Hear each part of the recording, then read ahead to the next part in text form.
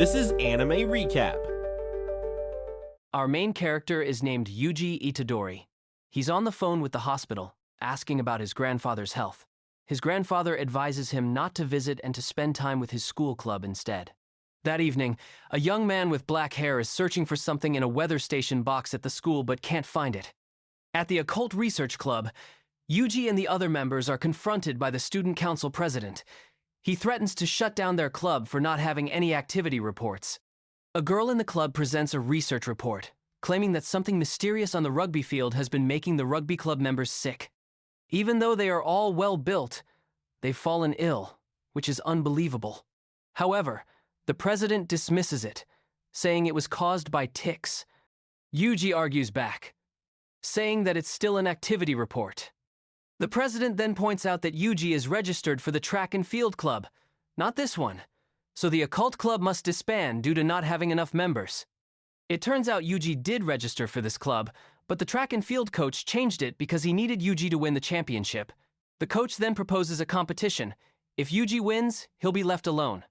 The black-haired young man is still wandering around the school, looking for something. He goes to the rugby field and spots a few curses. It turns out he's searching for a special grade cursed object. The coach and Yuji compete in a shot put contest. The coach's throw is impressive, wowing the students. But unfortunately for him, Yuji's throw shatters the world record, leaving the coach and the crowd of students in awe. After settling the matter, Yuji says goodbye to everyone to visit his grandfather in the hospital. As he runs past the black-haired young man, the man senses the presence of a cursed object on Yuji. But Yuji is running so incredibly fast that the young man is also amazed by him. Yuji's grandfather is unhappy that he came to visit, not wanting his grandson to waste his time. He also wants to tell Yuji about his parents before he passes away, but Yuji refuses to listen. His grandfather tells him, "You're a strong kid, so help people. It doesn't matter if they don't thank you, as long as you help. Die, surrounded by people. Don't be like me." After that, Yuji's grandfather passes away. The black-haired young man finds Yuji at the hospital and introduces himself as Megumi Fushiguro from Jujutsu High. He demands that Yuji hand over the cursed object, explaining that thousands of deaths and mysterious disappearances each year are related to curses. Places like schools and hospitals are centers of negative emotions, which give birth to curses. Therefore, schools often secretly keep a cursed object as a protective talisman. However, over many years, the seal on the cursed object weakens, and it becomes bait, attracting other curses. The cursed object at Yuji's school is very dangerous, classified as a special grade. But Yuji says he already gave the object to his club members, and they're planning to open its seal at the school tonight. Megumi warns him that if they do that, they'll die. So, Megumi and Yuji rush to the school. The two club members are unsealing the object and find a human finger inside. Suddenly, a swarm of curses appears above them. When they arrive, Yuji feels an immense pressure, so Megumi tells him to wait outside while he goes in alone. The two club members are now being attacked by the curses. Megumi enters and encounters a curse, immediately summoning a pair of divine dogs to deal with it. Yuji is frustrated about having to wait outside. He wonders if he should go in, feeling a bit scared and hesitant at the thought of death.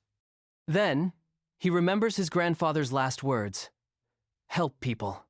Megumi finds the two club members being swallowed by curses. Just as they are about to die, Yuji smashes through a window like a hero. He knocks out the curses and saves them. The two Shikigami then devour the curses, looking as if they're enjoying a tasty meal. Yuji sees the finger, and Megumi tells him it's the special grade cursed object, Ryomen Sukuna. If a curse were to eat it, it would gain immense cursed energy. Suddenly, a curse lunges from above and attacks Yuji. Megumi shoves him out of the way, getting caught by the curse and beaten badly. Just as it's about to finish Megumi off, Yuji comes to the rescue. Megumi tells him that only a curse can exorcise a curse, advising Yuji not to fight because he can't win. But Yuji fights anyway, not wanting to abandon Megumi. While caught by the curse, Yuji decides to swallow the finger. His power explodes, and he obliterates the curse. But now, he looks different, with patterns all over his body and extra eyes on his face, laughing like a madman. He declares he will slaughter all of humanity. It turns out that by swallowing the finger, he has become possessed by it. However, it seems the possession isn't complete. Witnessing Yuji seemingly become a cursed spirit, Megumi breaks out in a cold sweat and decides he must exorcise Yuji as a curse. But Yuji insists he's fine and doesn't know why he needs to be exorcised. Suddenly, a blindfolded, white-haired young man appears. This is Megumi's teacher. The blindfolded teacher's name is Satoru Gojo. He even takes a picture of Megumi's battered state, wanting to show it to the second-year students, which seems to annoy Megumi. He asks about the finger, and Yuji tells him he ate it. Seeing that this kid swallowed a finger and is still acting normal, Gojo asks if he can switch with Sukuna. He wants Sukuna to come out for 10 seconds so they can fight a little, and then switch back after 10 seconds. So, Yuji lets Sukuna out to fight Gojo. Sukuna attacks relentlessly but misses every time. Gojo also uses a few moves to show off for his student, making Sukuna admit that the blindfolded teacher is pretty strong. Then, the 10 seconds are up, and Yuji easily regains control. His teacher is very surprised by this. He then knocks Yuji out, saying he has great potential to be a vessel. Inside a sealed room, Yuji is tied to a chair. His teacher explains that the higher-ups have sentenced him to death, but he has managed to get the sentence suspended. He explains about the fingers, saying Sukuna had 4 arms, so he has a total of 20 fingers. The Jujutsu world currently has 6 of his fingers, and these fingers are so powerful they cannot be destroyed. When Yuji dies, Sukuna will die with him.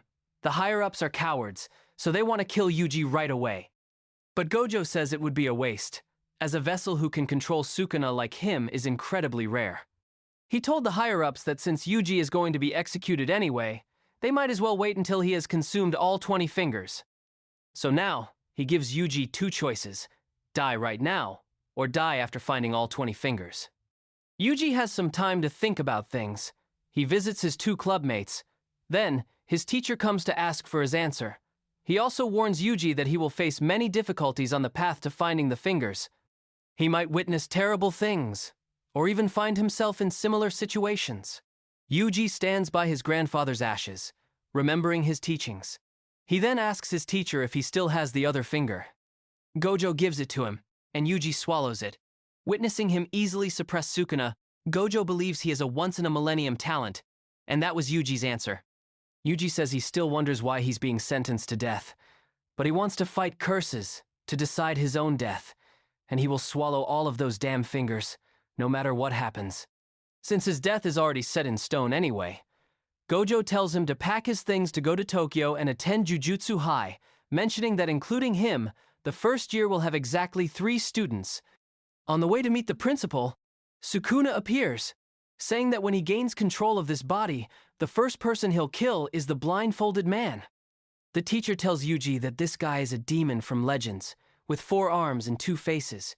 He was also once a human, about 1,000 years ago. Jujutsu sorcerers challenged him, but they were all defeated.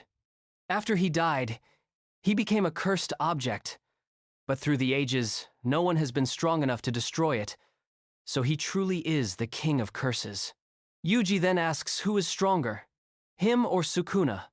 Gojo replies that if Sukuna regains his full power, it might be a bit tiring, but he's still no match for him.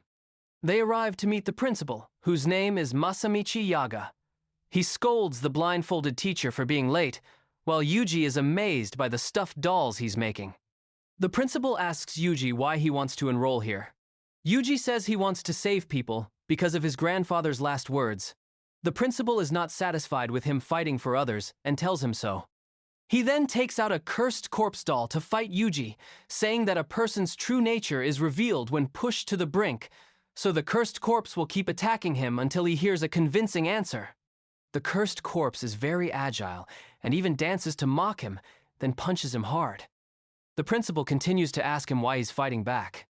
Yuji quickly restrains it and tells the principal that only he can consume Sukuna, so he doesn't want to live a normal life, only to think of the people killed by curses and tell himself it has nothing to do with him.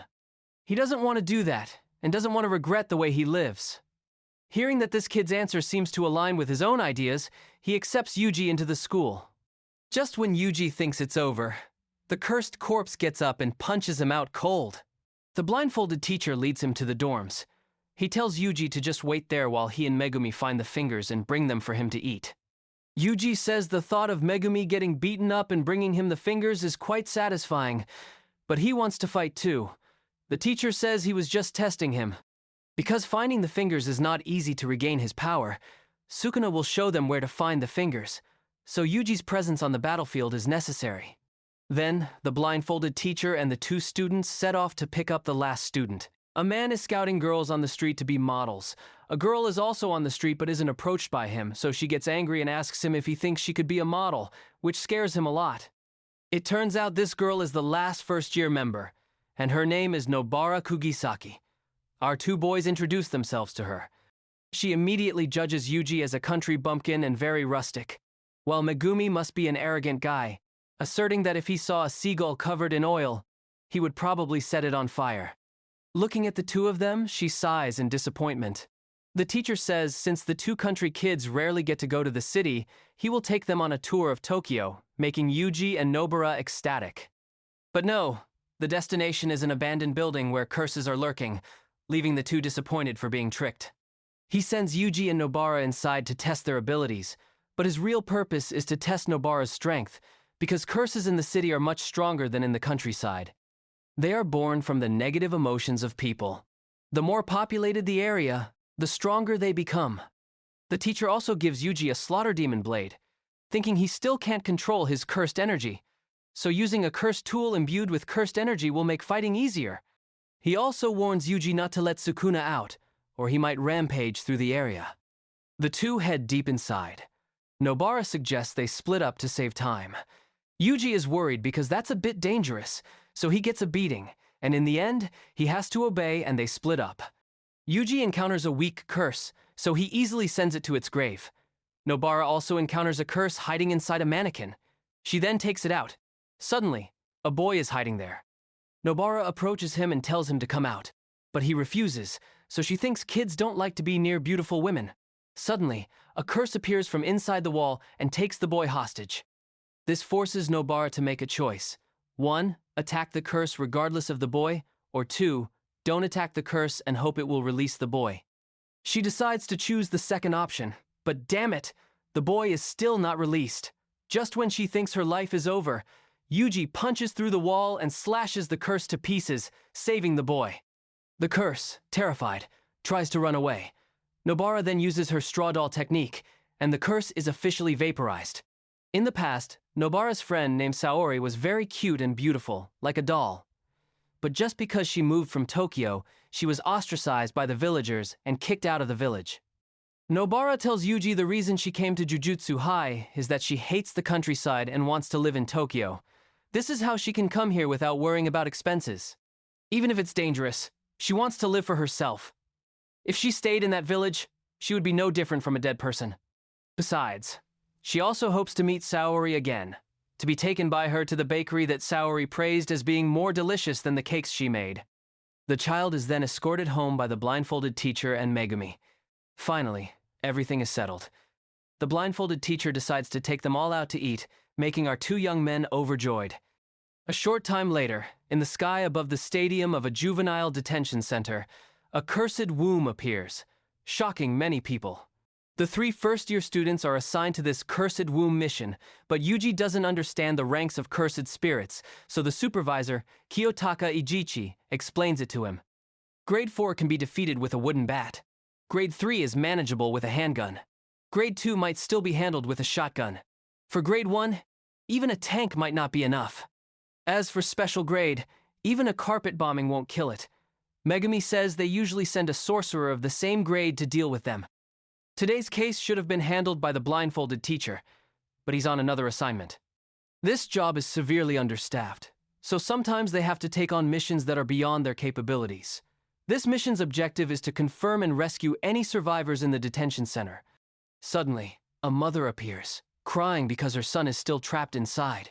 The supervisor says there are 5 people and 1 cursed womb inside. If the cursed womb mutates, it could become a special grade cursed spirit.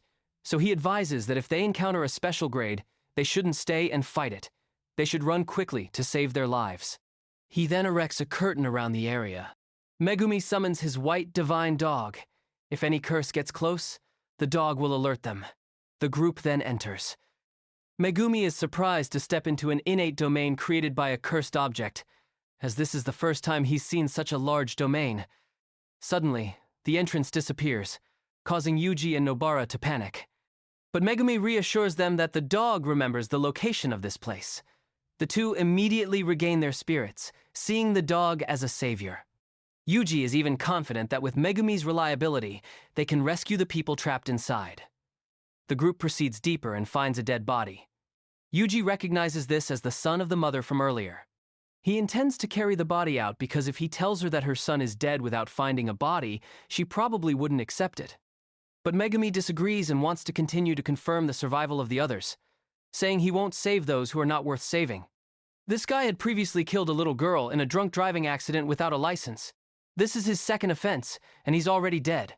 He also tells Yuji that he always wants to save people so they can have a proper death, but what if saving one person could cost the lives of others?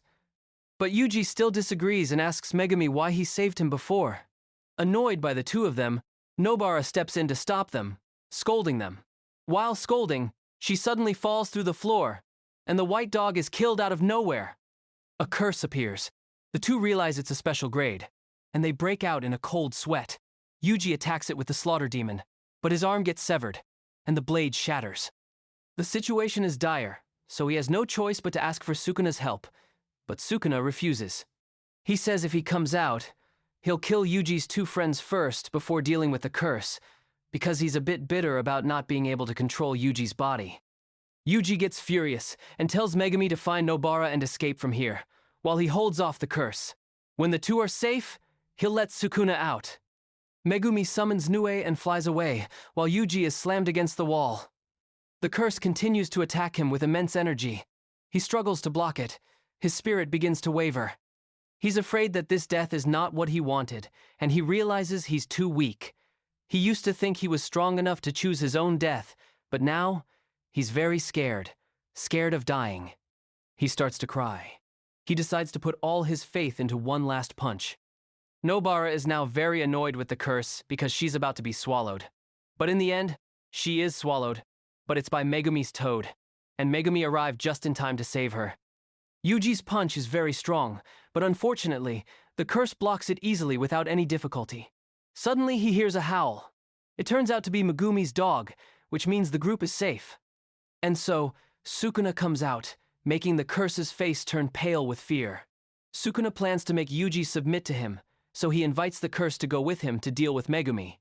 But the curse takes the opportunity when Sukuna turns his back to launch a sneak attack. The curse gets beaten to a pulp. It tries to counterattack but can't do anything to Sukuna. Megumi tells the supervisor to go back first while he waits for Yuji to return. If possible, he requests a grade 1 sorcerer to be sent.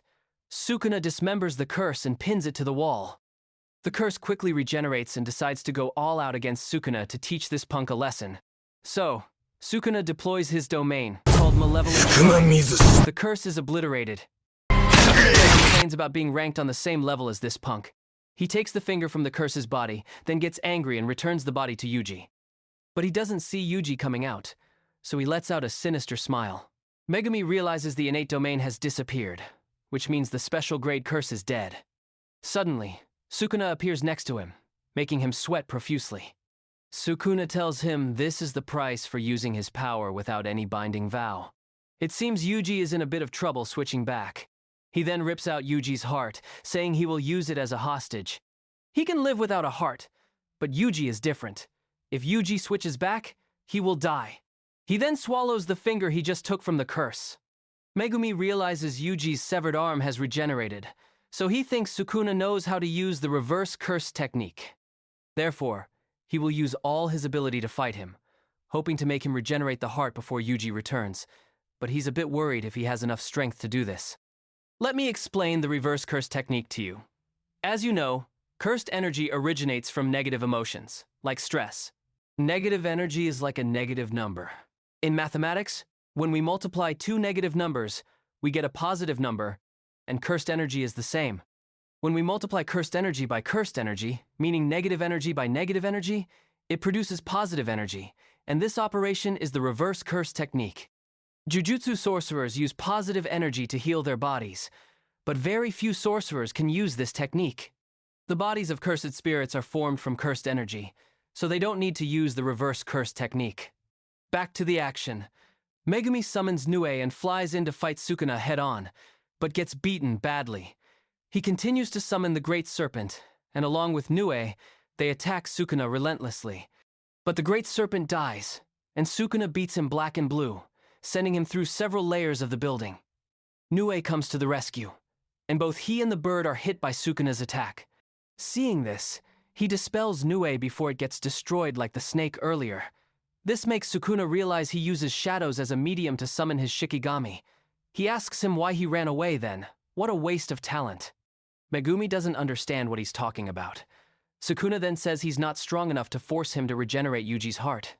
Megumi suddenly remembers his kind sister, a person who deserved a happy life but was cursed unfairly. He also remembers his uncaring father who abandoned him, even naming him without caring about his gender. He also thinks about fairness. He believes that evil people are only truly punished when they face the law. He doesn't believe that retribution will come naturally. Therefore, Jujutsu sorcerers are a cog that makes karma work, so that good people can enjoy fairness. He will save people unfairly. He also says the reason he saved Yuji, despite the danger and some hesitation, is that he didn't want a good person like Yuji to die. He says he's not a hero, just a Jujutsu sorcerer, so he doesn't regret saving Yuji. Hearing those words, Yuji returns to his body, even without a heart. He says that maybe he won't have to worry about Megumi and everyone anymore. Then, he collapsed. In Tokyo, a man in monk's robes and 3 curses walk together. The man in monk's robes is named Suguru Geto. They go into a coffee shop to talk. In reality, the people around them don't see the 3 curses, only Geto. The curses are complaining about sacrificing a finger just to test Sukuna's strength. The curses also say that they are the true humans of this earth, while the current humans are just fakes. Therefore, they want to destroy these fake humans to become the true humans of the earth. But Geto thinks that to achieve this, they must first neutralize the blindfolded man's fighting ability and win Sukuna and Yuji over to their side. But the curses think Yuji is already dead. But Geto is not so sure. The blindfolded teacher is now at the morgue. He thinks that sending first years to deal with a special grade curse and rescue people whose survival is uncertain is completely unreasonable. He thinks this mission was deliberately set up by the higher-ups to provoke him because he had pressured them to postpone Yuji's death sentence. So he's now very angry and says he wants to kill all the higher-ups, which gives the supervisor a scare. Suddenly, the doctor appears and says she's very surprised to see him so agitated. The doctor's name is Shoko Ieri. Seeing Sukuna's vessel, she asks for permission to dissect Yuji. Meanwhile, Megumi and Nobara are discussing their teammate's death. Both try to act like they're not sad, but in the end, they can't hide their emotions. Suddenly, the second-year students appear. Megumi introduces them to Nobara. The girl with glasses is Maki Zenin, a curse tool user who specializes in using special weapons to exorcise curses. This is Toge Inumaki, a curse speech user. To avoid cursing others, his vocabulary is very limited, revolving around onigiri ingredients like kelp, salmon, tuna, cod roe, etc. And finally, Panda. There's one more person named Yuta, who is currently abroad. He is the only person Megumi respects. But what Nobara wants to hear most is about Panda, and Megumi doesn't say anything more. They came here to invite the two to participate in the exchange event with the Kyoto school. This is an annual event between the Jujutsu schools. Normally, only second and third years participate, but because the third years are currently suspended, they are short on people, so they have to invite the first years. Nobara wonders why they are so free if they are short-staffed. The second years explain that they are only free at this time because negative emotions accumulate from late winter to spring and turn into curses in the summer. That's when they'll be busy. Motivated by Yuji to become stronger, the two agree to participate. Somewhere in Yuji's mind, he is very angry with Sukuna for killing him. The two exchange words and end up arguing, then fighting. But Yuji is no match for Sukuna. Sukuna tells him that this place is not the afterlife but his innate domain, and that neither of them are dead yet. If Yuji accepts his conditions, he will bring him back to life. He says he has 2 conditions. First, when he chants N-Chain, Yuji must hand over his body for 1 minute. Second, Yuji must forget about this condition. He also shows some concern for Megumi. Hearing this guy talk so crazily, Yuji refuses. But Sukuna says that in that 1 minute, he won't kill anyone because this is a binding vow, and if he breaks it, he will be punished. Hearing him say that, Yuji pretends to agree, and when Sukuna lets his guard down, he punches him. He says this guy is too arrogant, killing him and then demanding conditions. He'll punch his face in. Seeing that this kid won't agree to the conditions, Sukuna says, "Now, you and I will fight. If you win, I'll revive you unconditionally. If you lose, I'll revive you with the previous conditions." Before he can even finish saying, "agree," he is slashed and vaporized by Sukuna. The blindfolded teacher is still angry at the higher-ups. He says he really wants to beat them up, but beating them up is easy. What he wants to change is the root of the problem, which is why he chose to become a teacher and train the kids to become strong to be his worthy allies. He thinks these kids are very talented, especially the third year named Hakari and the second year named Yuta. They will become sorcerers on the same level as him in the future. Yuji was also one of them. Thinking about this makes him very angry. Shoko says she will dissect Yuji now. Just as she says that, Yuji sits up, making the teacher overjoyed. The two high-five each other. The blindfolded teacher wants to train Yuji to be strong enough before he is targeted again, so he tells Shoko not to report that he's alive yet, and he will bring him back before the exchange event between the schools, because he doesn't want to take away the youth of the kids. Megumi goes to the house of the mother from before to inform her that her son has passed away. Even though when he arrived at the scene, her son was already gone, he still wants to apologize to her for hesitating to save her son. But he says his teammate was different. His teammate still wanted to bring her son's body back at all costs, but it was impossible, so he could only bring back her son's name tag. The mother looks at the name tag and cries a lot.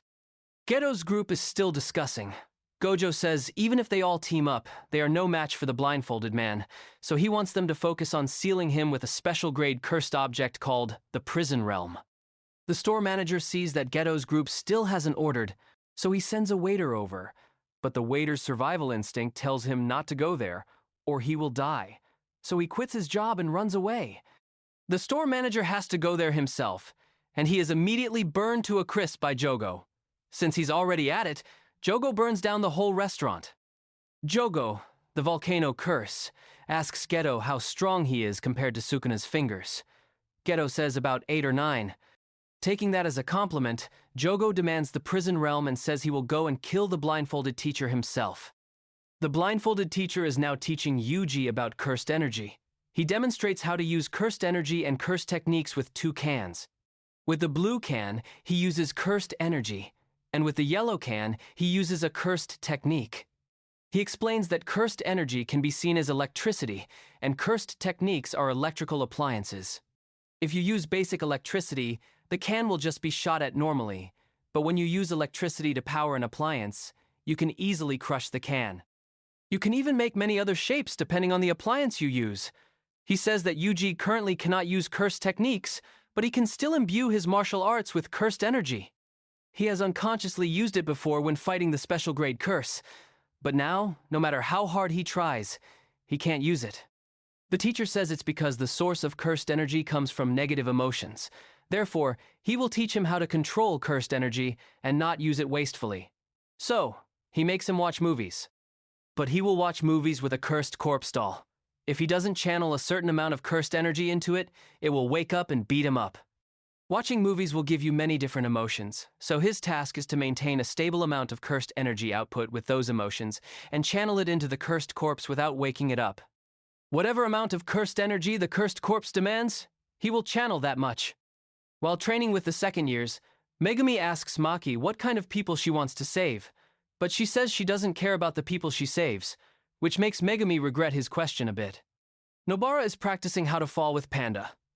During a break, Megumi asks Maki if there's a way to carry cursed tools while keeping his hands free, but she says her cursed tools are carried by Panda.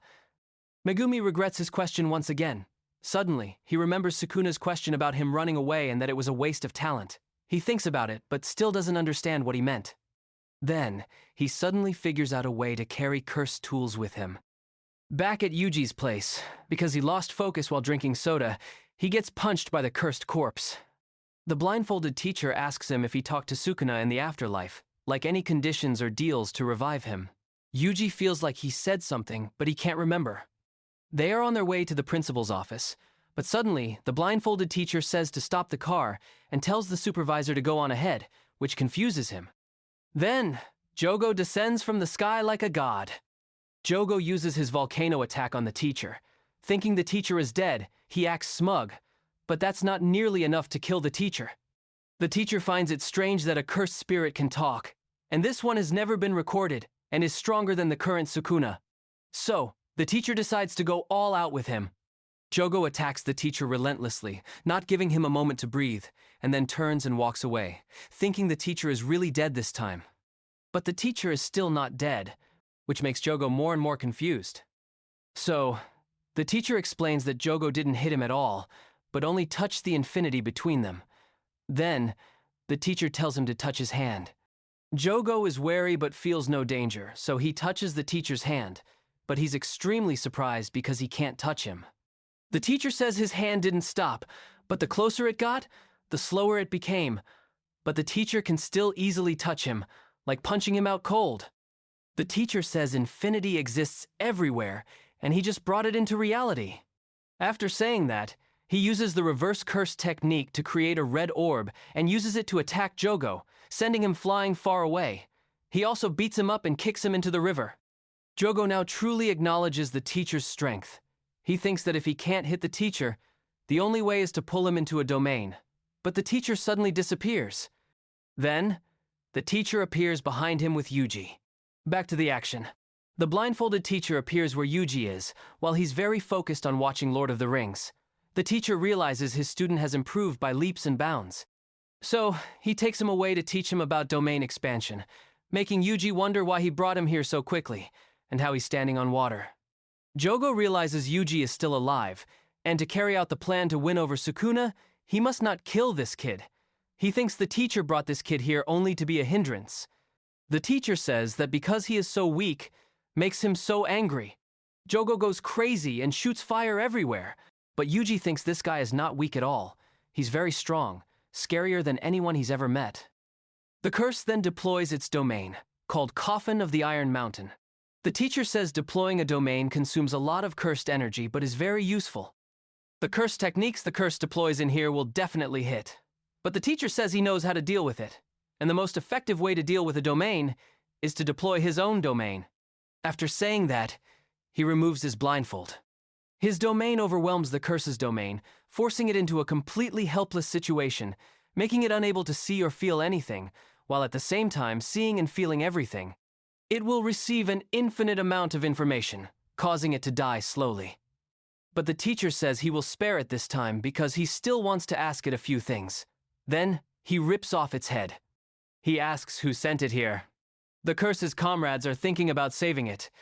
Geto says he doesn't want to reveal himself to the Jujutsu High group, so he won't save it. So, Hanami jumps down to save it. Hanami uses its ability to create a field of flowers, causing the teacher and student to be immersed in it and lose focus for a few seconds. Jogo is saved, which surprises the teacher about Hanami's ability to hide its presence, so he rates it as more dangerous than Jogo.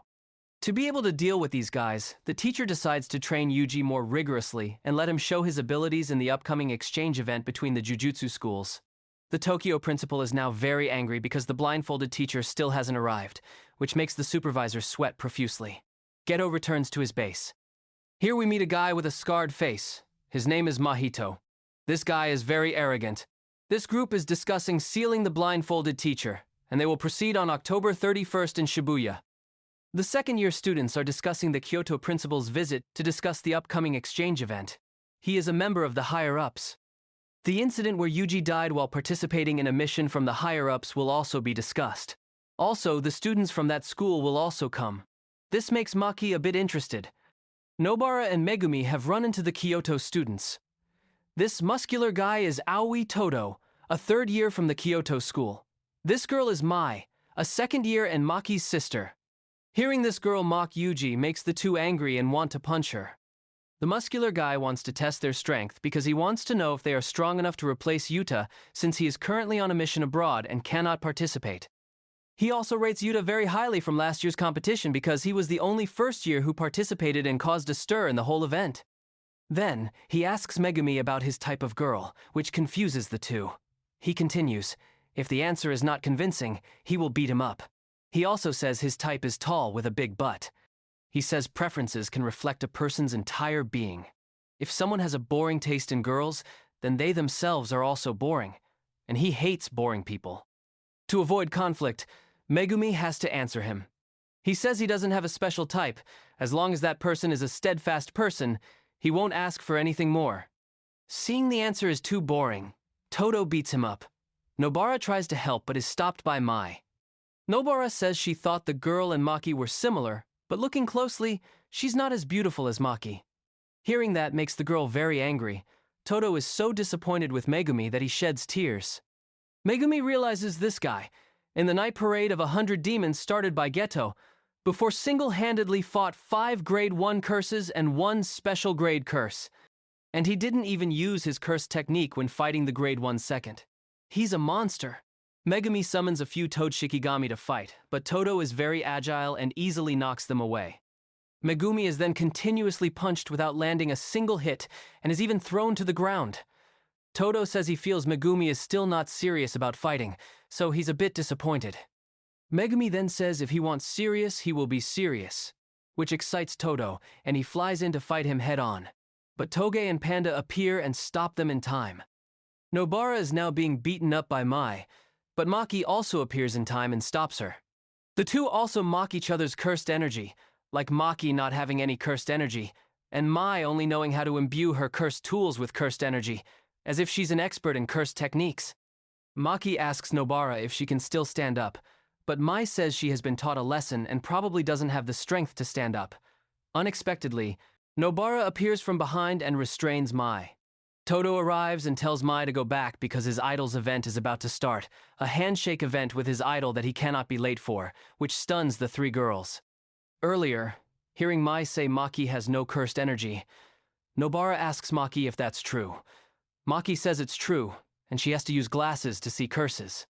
The weapons she uses are already imbued with cursed energy. Nobara asks why she became a Jujutsu sorcerer. Maki says she wants to see her family's reaction, those who always look down on her, when she becomes a strong Jujutsu sorcerer.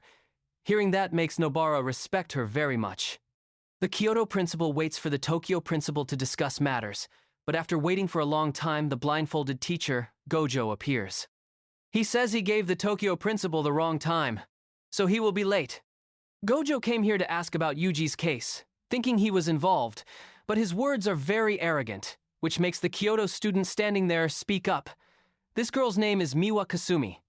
In fact, she is a huge fan of Gojo. Hearing him answer her makes her tremble with excitement.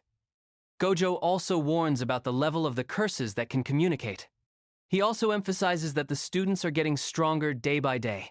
He says the wave of power that the traditional higher-ups like him have suppressed for so long is gradually growing and constantly developing, so in the future, the special grade rank will no longer be the highest measure. And if he only worries about him, he is mistaken. After saying that, he leaves and says the Tokyo principal will arrive in 2 hours. Since it's a long wait, Miwa is asked by the principal to buy tea for him. She leaves, hoping to catch up and get a picture with Gojo. Meanwhile, Todo has had a handshake with his idol and looks very happy. Miwa also got a picture with Gojo. She happily returns to the principal, but forgets to buy tea for him. About a month later, a student named Junpei is often bullied. The teacher sees it but ignores it and walks away. He thinks that if there was a button to kill the person he hates, he's not sure he would use it. But if there was a button to kill the person who hates him, he would press it without hesitation. While skipping class to watch a movie, he meets the bullies who are also skipping class to watch a movie like him. Not only that, but they are also talking loudly and causing a disturbance in the theater, which annoys the scarred-faced man who is also watching a movie there. So, the scarred-faced man goes and kills the 3 of them. Their heads are deformed and look very gruesome. Junpei witnesses this and follows the scarred-faced man. The scarred-faced man is very surprised that this kid can see him. The kid asks him if he can do the same, which continues to surprise him. Yuji and a grade 1 Jujutsu sorcerer named Kento Nanami arrive at the movie theater, and they will go inside to investigate the recent incident. Nanami tells Yuji to look at the remnants of cursed energy, but Yuji looks and still can't see them. Nanami says using a curse technique will leave remnants, and they are very faint. You have to focus and look very carefully to see them. After focusing, Yuji also sees them. The two also talk about a few things on the way, but Yuji feels that the two don't get along very well. Nanami was originally introduced to Yuji by the blindfolded teacher. In the past, Nanami was a Jujutsu sorcerer first, but he thought this job was terrible, so he switched to working in an office. However, he still felt it was just as terrible. Since both were equally terrible, he decided to choose the job that suited his abilities more, and so he returned to being a Jujutsu sorcerer. He also says he trusts Gojo very much, but he doesn't respect him. He also hasn't recognized Yuji as a real Jujutsu sorcerer yet, so he tells him to try and prove himself to him. The camera captured a student, but he thinks this case was caused by a cursed spirit. The two go up to the rooftop and find 2 cursed spirits. He says they will each handle one. If Yuji can't handle it, he should call him. Yuji hears that and tells him not to underestimate him. He thinks that to him, Yuji is still just a child. Even if he has been through life and death a few times, it's not enough to become an adult. It's the small losses throughout life that help people truly grow up. While fighting the curse, he also reveals his superior skills. His curse technique will forcibly create a weak point on any target. He divides it into a 7-to-3 ratio. If he hits this point, it will create a critical hit. With this advanced technique, even high-level curses will suffer considerable damage. After revealing his curse technique, he deals a critical blow to the curse. Yuji is surprised that he can cut the curse with just the back of a knife wrapped in many layers. It's Yuji's turn to show off. He channels cursed energy into his fist. This is the result of his arduous training with the blindfolded teacher for so long. The punch goes through the curse's body and leaves it on the verge of death. Nanami witnesses this and is very impressed with his strength. This move is called Divergent Fist. He is about to finish off the curses, but Nanami sees a watch on its hand and realizes the curses they just fought were once human. Shoko later performs an autopsy and confirms this to them, which makes Yuji very angry. But Shoko says they died from the shock of being transformed into cursed spirits, not because he killed them. Nevertheless, this makes him very uncomfortable, so the two are determined to get to the bottom of this. Meanwhile, Mahito is teaching Junpei about cursed energy and the forms of cursed spirits.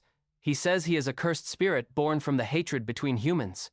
Nanami, based on the reports, has narrowed down the location of the curse's hideout, but he will investigate this case alone. Yuji and the supervisor are sent by him to investigate Junpei, the kid who appeared in the camera at the movie theater. He thinks the curse left remnants to lure them. In fact, he already knows where they are hiding, but he doesn't want Yuji to get involved, so he chose to work alone. Junpei has a burning passion for movies, so he joined the film club at school.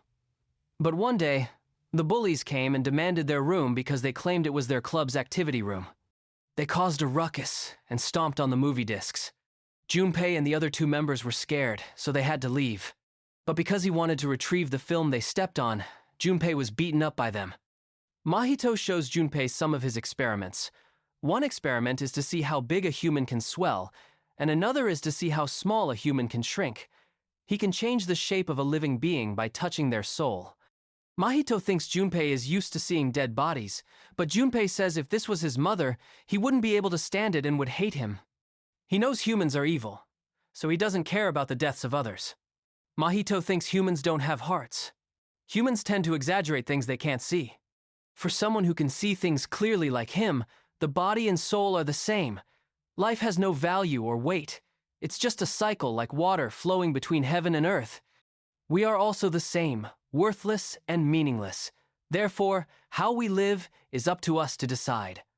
Yuji and the supervisor follow Junpei, and they use a low-level curse to test his abilities, because ordinary people cannot see curses.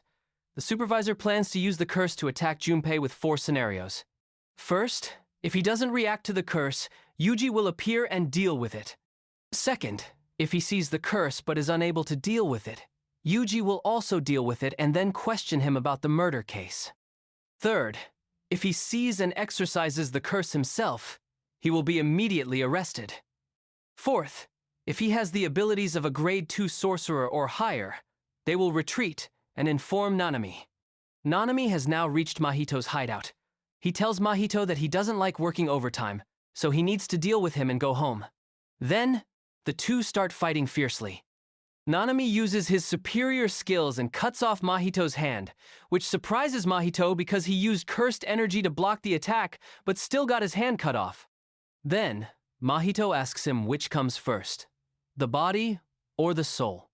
He doesn't want to answer, but reluctantly answers that it's the body. But Mahito says the soul exists first. The shape of the body depends on the shape of the soul. Therefore, he can make his severed arm return to its original shape of the soul.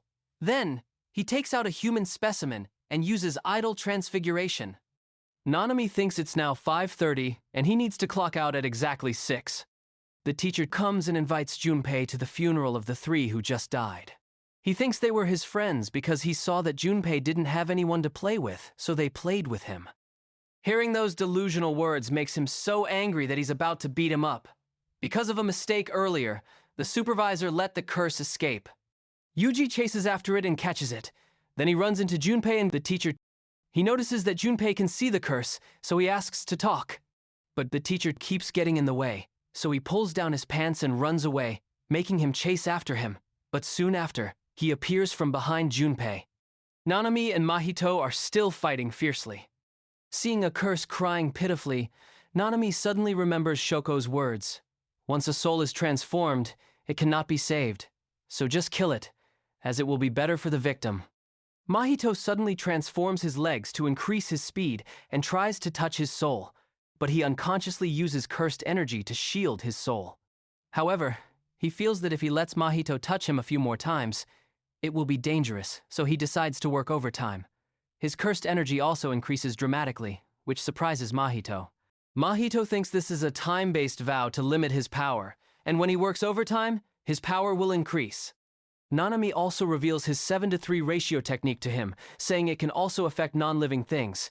Then, he uses his speed to run away and points out 2 ways to defeat Mahito. The first is to deal damage to him until he runs out of cursed energy, but he quickly says this method is not feasible. The second way is to concentrate on 1 blow to kill him instantly.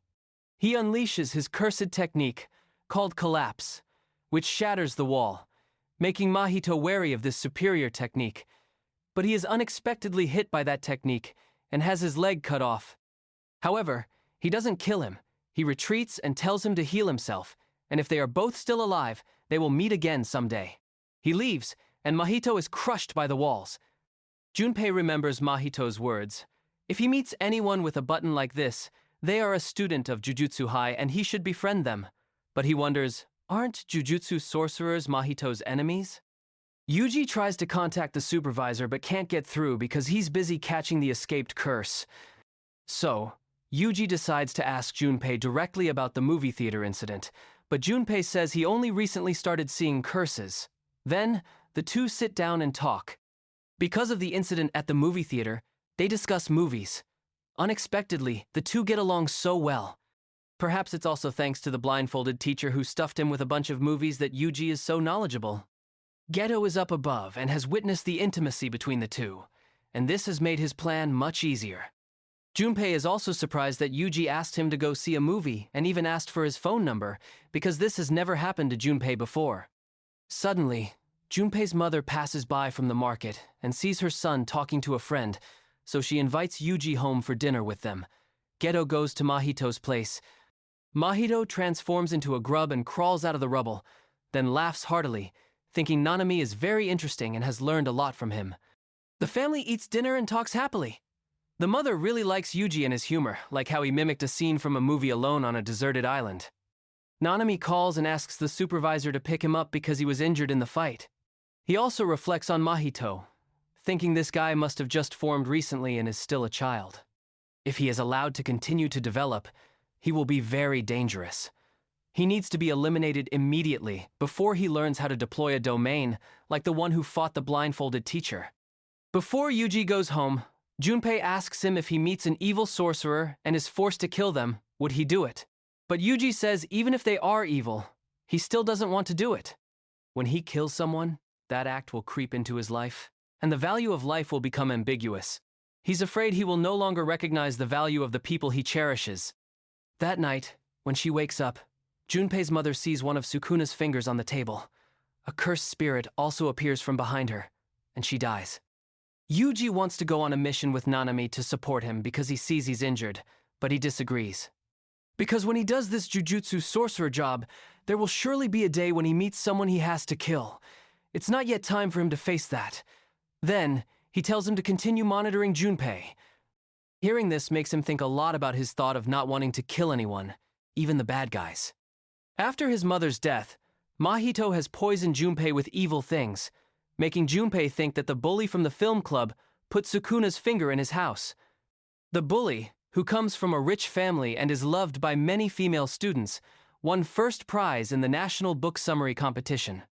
But in reality, that essay was not written by him but by the person he bullied. Junpei trudges to school in his mother's black clothes with dark thoughts in his heart. Mahito erects a curtain around the school to prevent anyone from getting out. He has planned everything since Junpei and Yuji met and will make them fight, forcing Yuji to make a pact that benefits Sukuna. As for the finger in Junpei's house, it was placed there by Geto. His purpose was for Jujutsu High to come and get it, but Mahito doesn't know what this guy is up to. All the students have fainted, which confuses Gojo. Junpei comes and asks the bully about the finger in his house, but he doesn't understand what he's talking about. So, he curses him and beats him savagely. Just as he's about to send him to his grave, Yuji appears. Witnessing the ongoing events leaves Yuji speechless. Junpei coldly tells Yuji, and the two start fighting. Junpei uses a shikigami in the shape of a jellyfish to attack and bind Yuji. Junpei says that no one has the right to stop someone from taking another's life. Those who deserve to die don't deserve to be spared. Junpei was taught jujutsu by Mahito. The technique he uses carries a poison drawn from his cursed energy and secreted through the shikigami's tentacles. Yuji escapes from the jellyfish and grabs Junpei, then beats the jellyfish to a pulp. He also punches Junpei and the jellyfish out of the window, which surprises Junpei because Yuji is not affected by his poison at all. He's very angry that Yuji is standing in the way of his revenge for his mother. But since Yuji has no support, Junpei thinks this is the perfect opportunity to attack. But Yuji is not to be trifled with. He's very powerful and punches Junpei back into the school. He tries to talk to and reason with Junpei, saying he doesn't know Junpei's motives, but they are not worth sacrificing his life for. He also refutes Junpei's idea that humans don't have hearts, something Mahito had brainwashed him with before.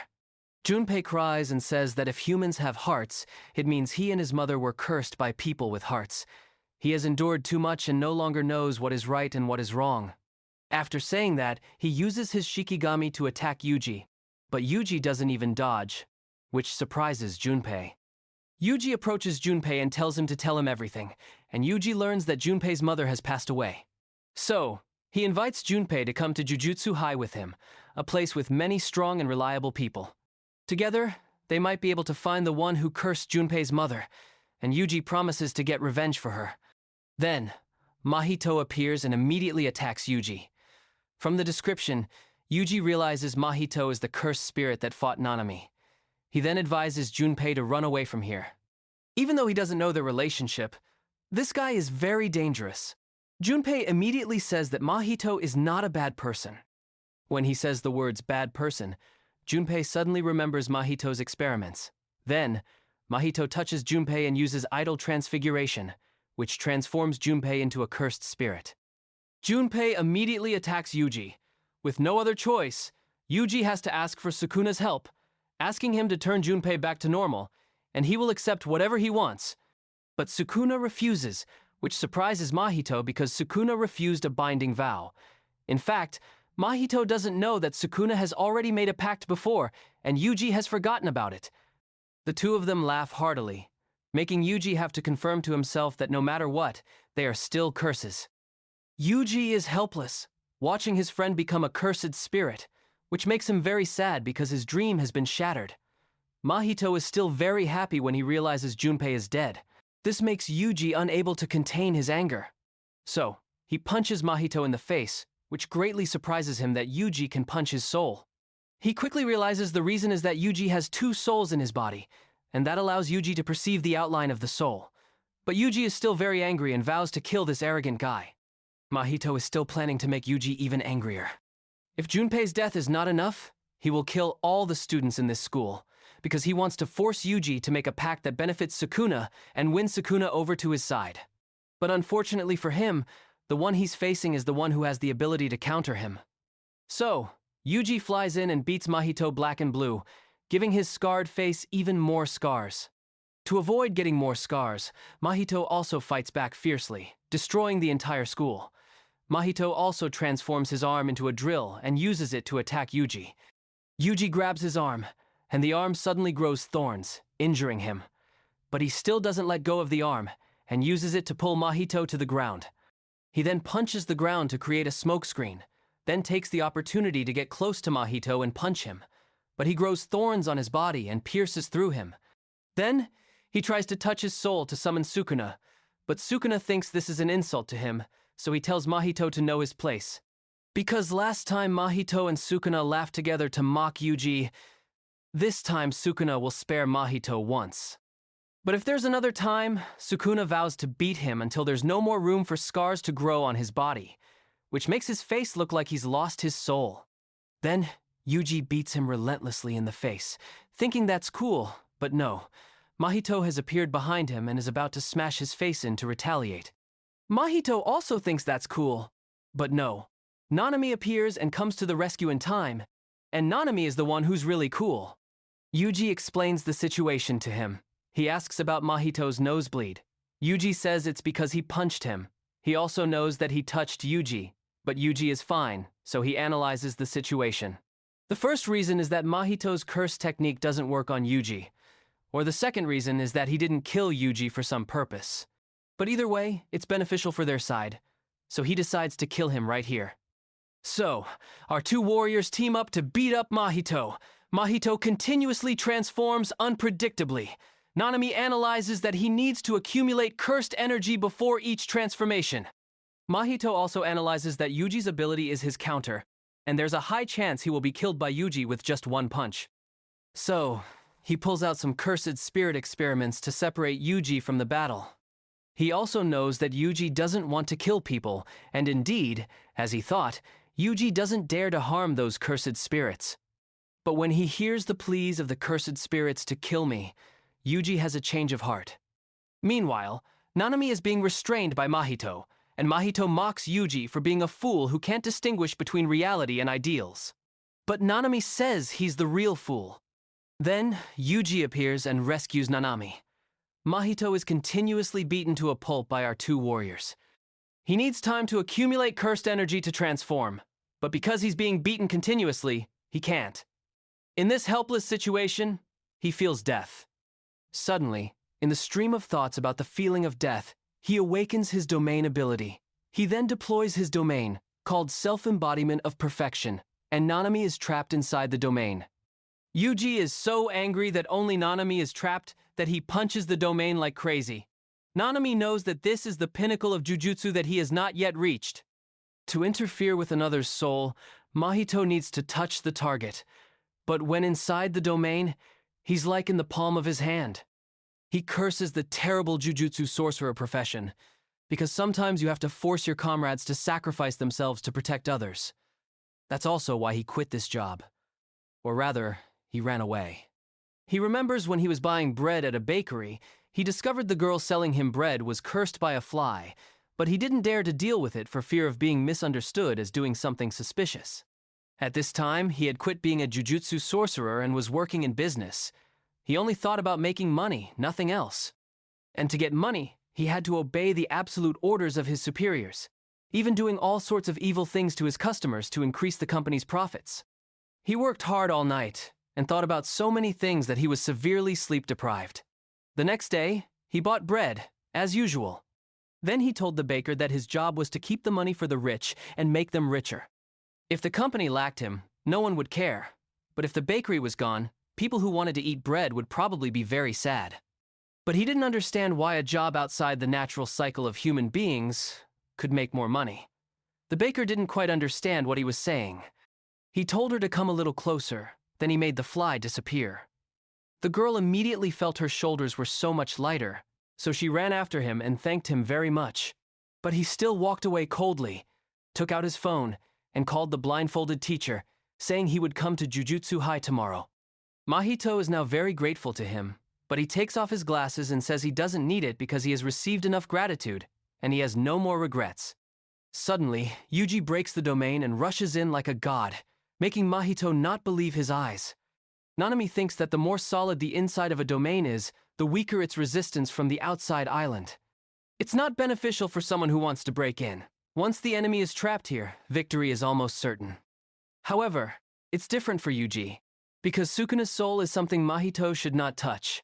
Therefore, he is beaten up by Sukuna because Sukuna doesn't care about anyone's life or death. He doesn't care. But he cares about only one person, and that is Megumi. So, self-embodiment of perfection has been dispelled. When Mahito is weak, Yuji flies in to finish him off. Because deploying a domain consumes a lot of cursed energy, he is now almost exhausted. So, he uses his last cursed energy and inflates his body. Yuji thinks with a large body and weakening cursed energy, Mahito probably can't counterattack. So, he uses Divergent Fist to finish him off. But in fact, this inflation is a trick of his to escape. Nanami has realized this and chases after him. However, he has managed to escape through the sewer. Mahito thinks that even if he and his comrades are wiped out, as long as Sukuna is fully revived, the Age of Curses will come. And what he wants most right now is to kill Yuji. Nanami tells Yuji that because he entered Mahito's domain, he made him touch Sukuna's soul, and that saved him. But Yuji thinks the one who saved him was Sukuna, not him. He also says that today he has killed people. Everyone must die, but he wants them to have a proper death. But when he is the one who does it, he doesn't know which is the right death. Nanami thinks good people die peacefully, while bad people have to pay the price. But people in the world are neither good nor bad. Death is the final destination, but no one dies the same way. Therefore, guiding everyone to a proper death is very difficult. He knows Yuji will still do it, but don't let that harm himself. There will be many other people who need Yuji's help, just like he was saved by Yuji today, and right now, he has officially recognized Yuji as a real Jujutsu sorcerer. To understand what a proper death is, Yuji is determined that until he can kill Mahito, he will never lose again. Mahito is soaking in a hot spring to recover his health. Jogo has also recovered his body. They are discussing the plan to force Yuji to make a binding vow for Sukuna. Mahito secretly thinks that if he had injured Junpei instead of turning him into a cursed spirit, perhaps Sukuna would have used the reverse curse technique to heal Junpei. But when he remembers Sukuna's image at that time, he thinks Sukuna would probably still refuse. Then, he tells Jogo that first, they will follow Geto's plan and offer the fingers to Sukuna. Jogo realizes that this could get him and the whole group killed, but because he wants curses to become the true humans of the earth, he also happily accepts. Geto says to carry out the plan, the first thing is to get the 6 fingers that are being kept at the Jujutsu High higher-ups' place. Because the higher-ups still don't know how many fingers Yuji can contain before he loses control. They might collect enough fingers before letting Yuji swallow them, but collecting enough will take too long. We can't wait. Yuji might even be eliminated by the higher-ups, so Geto deliberately let them take their fingers for Jujutsu High to collect. Nanami has given the finger recovered from Junpei's mother to the higher-ups because he thinks if he gives it to the blindfolded teacher, he will definitely let Yuji swallow it. He is also worried about Gojo letting Yuji participate in the exchange event because that would put Yuji in danger. But the teacher is certain that nothing will happen. Then, he plans for Yuji's surprise reappearance, hoping to see the tragic crying of his students. Maybe thanks to that, global warming will be solved. This makes Yuji also look forward to his appearance. Nobara is very frustrated because she thought the exchange event would be held in Kyoto, so she brought a bunch of stuff. The second years say it will be held at the winning school from last year. Nobara is angry because they won again. But Panda says last year, the only first year who participated was Yuta, just to make up the numbers, and it's said that last year's victory was overwhelming, which makes Nobara very angry at Yuta because now she can't go to Kyoto. Then, the Kyoto students arrive. The second-year students from Kyoto include Mai Zenin, As soon as she appears, she immediately uses a sarcastic and annoying tone. Next is Miwa Kasumi, the huge fan of the blindfolded teacher we met not long ago. The last second year is Ultimate Mekamaru, a rather strange guy. He feels lucky that Yuta is not participating. The third-year students include the big guy, Aoi Todo. Unlike Mekamaru, he's a bit sorry that Yuta is not participating. This short girl is Momo Nishimiya, who has a magic broom like in Harry Potter. And finally, Noritoshi Kamo, a young man who rarely opens his eyes. This young man rates Megumi very highly because Megumi also has the blood of the Zenin clan. Even though he has left the clan, he is better than those from the main Zenin clan like Mai or Maki. And this is the teacher representing the Kyoto school, semi-grade 1 sorcerer Iori Utahime. She criticizes the blindfolded teacher for always being late. Finally, the blindfolded teacher arrives, but he comes with a pushcart. Seeing him makes Utahime annoyed, but Miwa's face lights up. Then, he gives souvenirs to the Kyoto students, some magical talismans, but he doesn't give any to Utahime. As for the Tokyo school, he gives them a very special gift, and that is this guy. Seeing Yuji makes all the Tokyo students stand frozen, which disappoints Yuji because their expressions are far from what he imagined. The Kyoto students are only interested in Gojo's souvenirs, but only Miwa is excited about his gift. Then, the two principals arrive, and it seems the Kyoto principal is very surprised by Yuji. So, the blindfolded teacher comes and mocks him, which makes him so angry that his face darkens. The Tokyo principal explains the rules of the event. The first day will be a team competition. The team that exercises the Grade 2 curse in the designated area first will be the winner. Grade 3 and lower curses are also released. If there is no winner by sunset, the team that exercises more curses will win. The game will start at noon. He also punishes the blindfolded teacher for all the frustrating things he's done recently, which makes Utahime enjoy watching. At the Tokyo team's meeting, Nobara also punishes Yuji by making him hold a picture frame until she tells him to put it down. Yuji is also surprised that a bear can talk.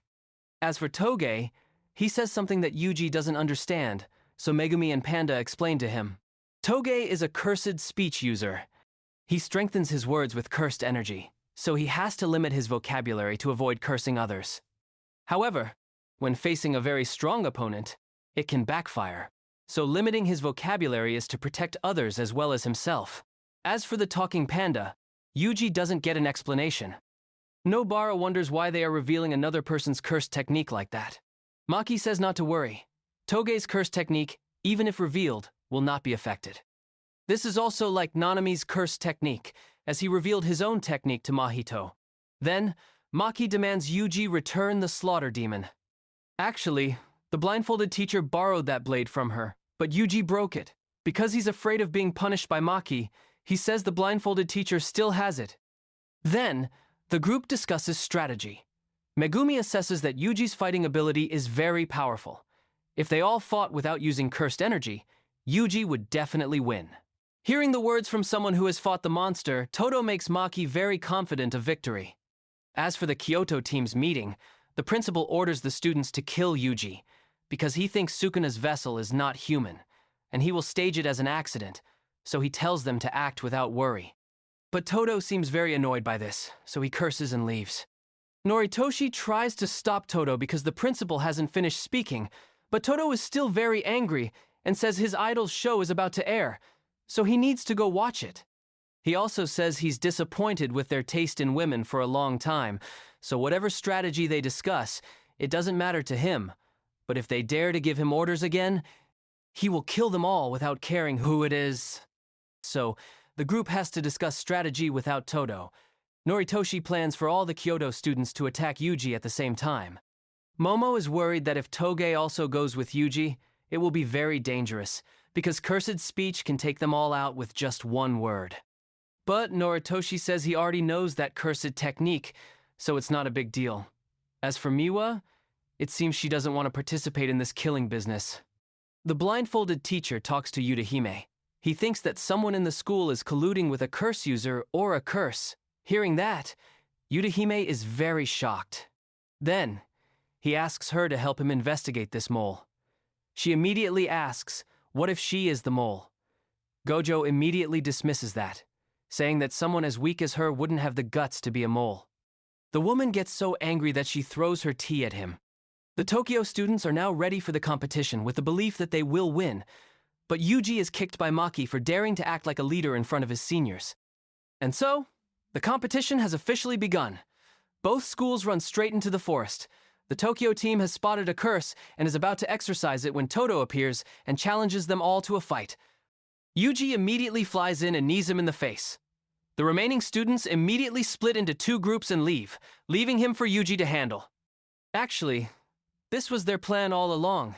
Use Yuji to hold off Todo, whom they consider a monster, while the rest of them go on a mission to exorcise the curses. Todo flies in and punches Yuji through the curse, sending Yuji flying into a tree, which makes him turn pale because the punch was too strong. He thinks if it weren't for the curse just now, he might have died. Not only that, but Todo also continuously attacks his head mercilessly. It seems like he's dead, but no, he's still very cool and stands up, cursing and saying that if you keep hitting someone in the head like that, what if they become stupid? This makes Todo very excited and he asks about his type of woman. Yuji finds the question a bit strange but still enthusiastically answers. He says his type is tall with a big butt, like the actress Jennifer Lawrence. Hearing an answer that is so wise and in line with his own, Todo immediately imagines fictional stories with Yuji, a scenario where he and Yuji become best friends, reading magazines together on the rooftop during breaks after each school day. Even when he fails to confess his feelings, his best friend Yuji will comfort him enthusiastically. Thinking about that makes him shed tears, declaring Yuji is his true brother. Suddenly, Mai appears and shoots at Yuji. Miwa also appears and attacks Yuji. Then, all the Kyoto students appear at the same time and are also preparing to attack Yuji, making Yuji realize that these guys are trying to kill him. Seeing this, Todo uses his cursed technique to swap Yuji's position with Noritoshi and says whoever dares to stand in his way, he will kill. This makes Noritoshi very surprised, not knowing what just happened because Noritoshi didn't know Todo's curse technique. So, the group has to leave and let Todo handle Yuji. This makes Miwa very happy because she doesn't have to fight anymore. As for Yuji, he feels confused because they all want to kill him but are fighting among themselves. On Panda's side, he's discussing the strange movements of the Kyoto students because he senses they suddenly started moving together right after they split up from Yuji. So, he thinks they are trying to kill him. However, he doesn't sense any hostility from them, so he thinks they are following the principal's orders. So, he assigns Toge the task of finding the curses, because if the competition ends, it will also prevent Yuji from being killed. As for him and Nobara, they will go and check on Yuji's safety. On Megumi and Maki's side, they also realize this. So the two decide to go back and save Yuji because Maki thinks that winning the competition but losing a teammate is meaningless. Momo is now observing from the sky to find the curses because this is the task assigned to her by the group. While she's busy searching, she is attacked by Megumi's Nue. Megumi and Maki then launch a surprise attack on the other students. Panda and Nobara are wandering around and find Momo unconscious on a tree because she was paralyzed by the electricity from Nue. Yuji and Todo are exchanging blows fiercely. Despite being injured, Yuji doesn't seem to be at a disadvantage against the monster Todo. He suddenly disappears and appears to punch Todo with a very powerful punch, which makes Todo tremble with excitement because his best friend is so cool. But Todo feels that the cursed energy Yuji used was not timed correctly with the attack, so he says this is wrong. Todo shouts loudly, and the whole forest hears it. Maki hears Todo's voice, so she vaguely realizes why Yuji is still alive. She wonders why Miwa separated from her teammates. Is it because she doesn't want her teammates to know her curse technique? The girl says she's very sorry about Yuji's case. She says she's not like the others. She just wants to win this competition. Besides, students who perform well in the competition will be noticed by the teachers and recommended, so the chances of promotion are very high. Her family is very poor, and she has 2 younger siblings, so she wants to become independent quickly and earn a lot of money. Maki feels that she is a very kind person, so she wonders if such a kind person would be close to Mai. And now, she is ready to fight her.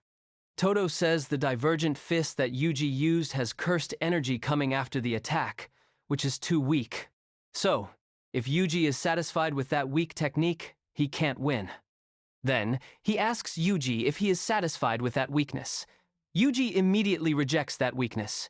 Hearing such a reasonable answer makes Todo confirm that Yuji is indeed his best friend. The hand cannot be faster than the eye. One cultivates the eye to see through flaws in order to hope the hands can create works of art.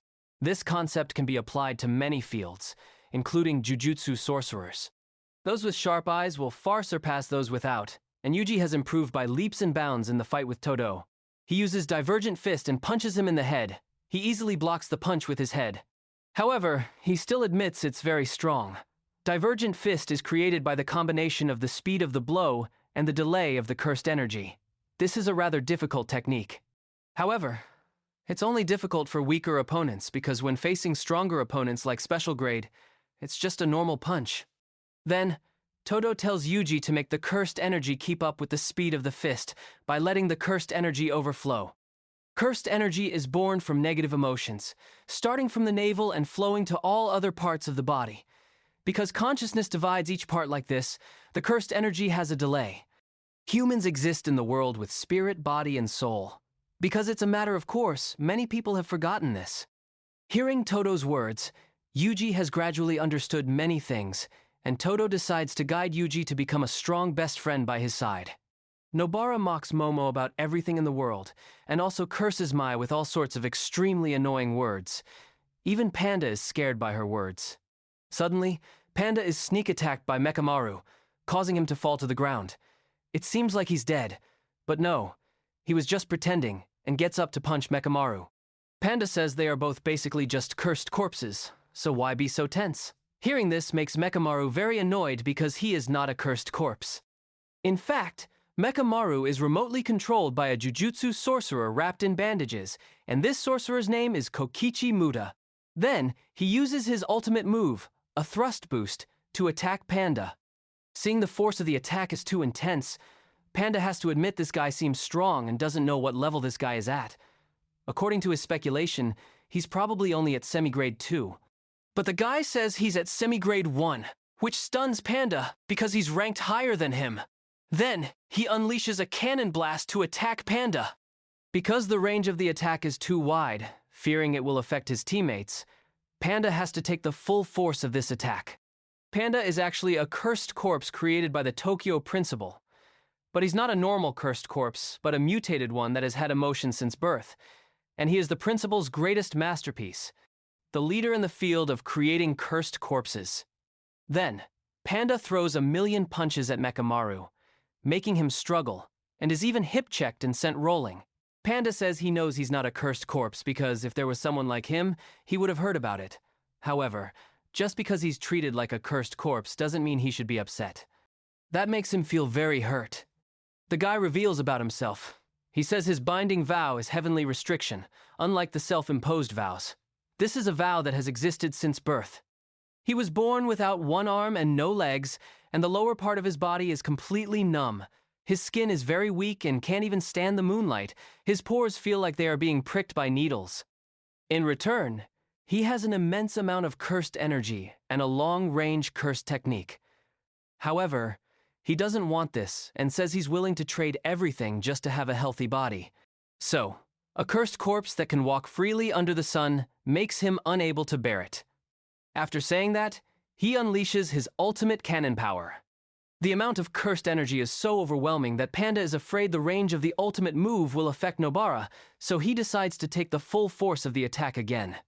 After Panda is hit, Mekamaru turns and leaves, thinking that someone like him doesn't deserve the concept of death. But no, Panda is not dead. He transforms from a panda into a gorilla. Then, he slaps him so hard that his right arm is gone.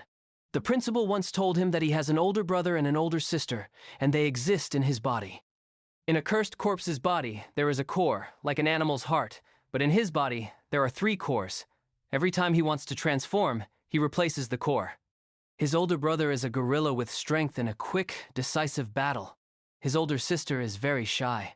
His sister's core was hit in the first sneak attack, and his own core is tired from the last blow, so all he has now is the gorilla. Then, the gorilla and Mekamaru fly in to fight to the death. They fight fiercely on the roof. Mekamaru launches attacks, But the gorilla is too fierce and strong, so Mekamaru resorts to running away. But a golden opportunity arises. Mekamaru uses a tile to distract the gorilla, then increases his speed, circles behind the gorilla, and attacks the place where the most cursed energy is concentrated on the gorilla, which is its core. It seems like the gorilla is dead. Unexpectedly, it was all a trap set by the gorilla. The gorilla created a fake core by concentrating cursed energy in one place. So, the gorilla beats Mekamaru until his arm is gone.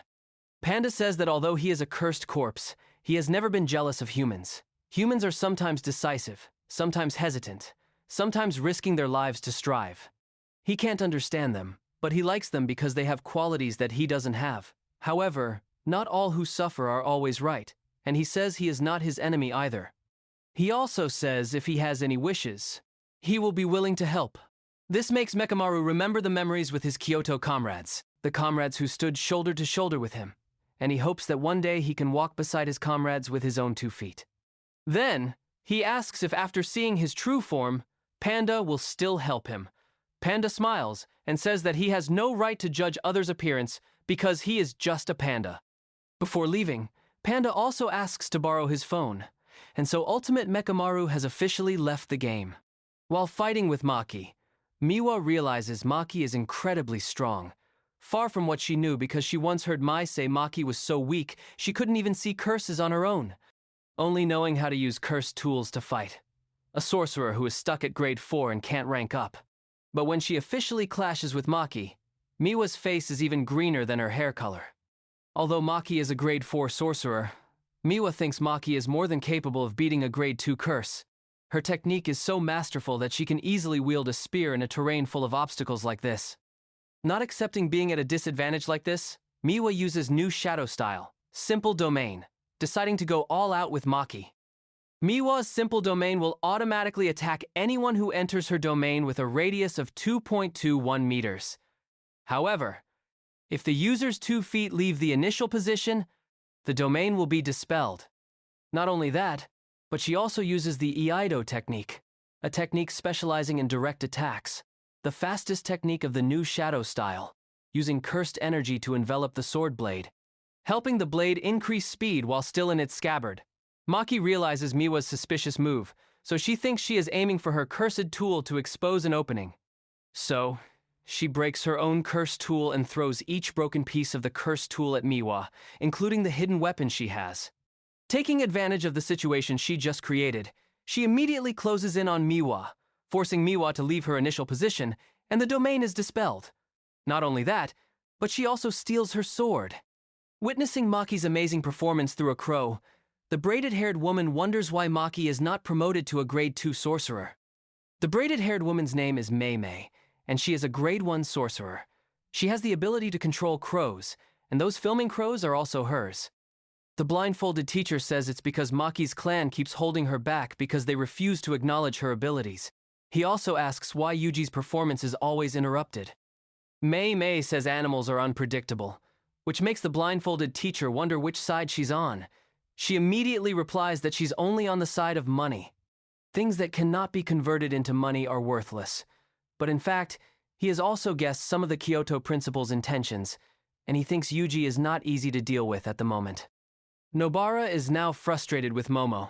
She keeps flying in the sky, so she can't catch her. Suddenly, she channels cursed energy into her broom and hits Nobara in the face, which makes her angry because she dared to hit her in the face, a place that girls hate if it gets ugly. Momo says for men, having a scar looks cool, but for women, having a scar is a flaw. Women are already at a great disadvantage, even in the Jujutsu sorcerer profession. The ones with real strength who are respected are only men. For women, if they only have real strength, it's still not enough. They need to be perfect as well. That's why Momo rates Mai very highly, because Mai has faced many other annoying things that Nobara cannot know about. But Nobara thinks the annoying one is Momo. Then, she attacks her. She didn't expect Nobara to be a first year and be so skilled in combat. In fact, Nobara is used to being thrown around by Panda many times.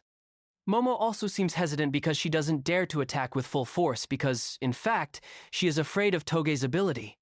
Noritoshi has proposed a measure to deal with Toge. Just protect from the ears to the brain with cursed energy, and know the timing of the cursed speech, then there's nothing to fear.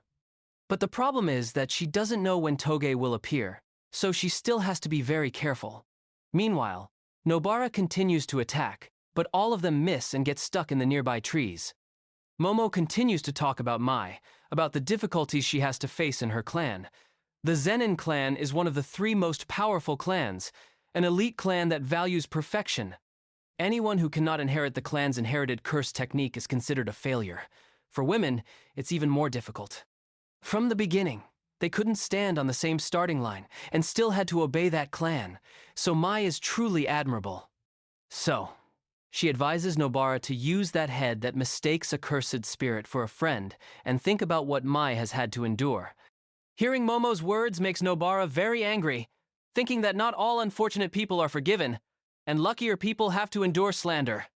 Mai and Maki, although they have the same educational background, are very different, so she greatly admires Maki. As for Mai, she hates her with a passion. She also angrily asks if she knows what kind of person Yuji is. After saying that, she uses her straw doll technique, causing the whole area to explode. Momo realizes this is why she missed the nails on the trees earlier. Then, she flies away like crazy. Nobara hammers a nail into a tree as a foothold to grab Momo's broom bristles, then she uses resonance. Meanwhile, she also talks about how it doesn't matter if you're male or female, as long as it feels good. Just do what you like, and what she likes is trying to make herself stronger. The curse technique is activated, causing Momo to fall to the ground. Because if she used a real hammer, Momo would definitely die, so Nobara takes out a toy hammer and uses it to hit Momo's face repeatedly. But suddenly, a bullet comes and sends Nobara flying away and unconscious, and that was caused by Mai. She tells Momo not to worry because it was just a rubber bullet. She also informs her that Mekamaru has been eliminated, so she advises Momo to leave quickly before Panda returns. Suddenly, Maki appears on the tree next to them, and the two point their sword and gun at each other, preparing for a fight. Maki is ranked 4th, but in reality, she is very strong.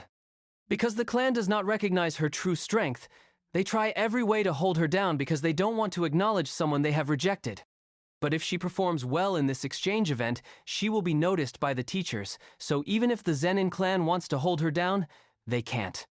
Therefore, Nobara wants Yuji and everyone to do their best to win this exchange event.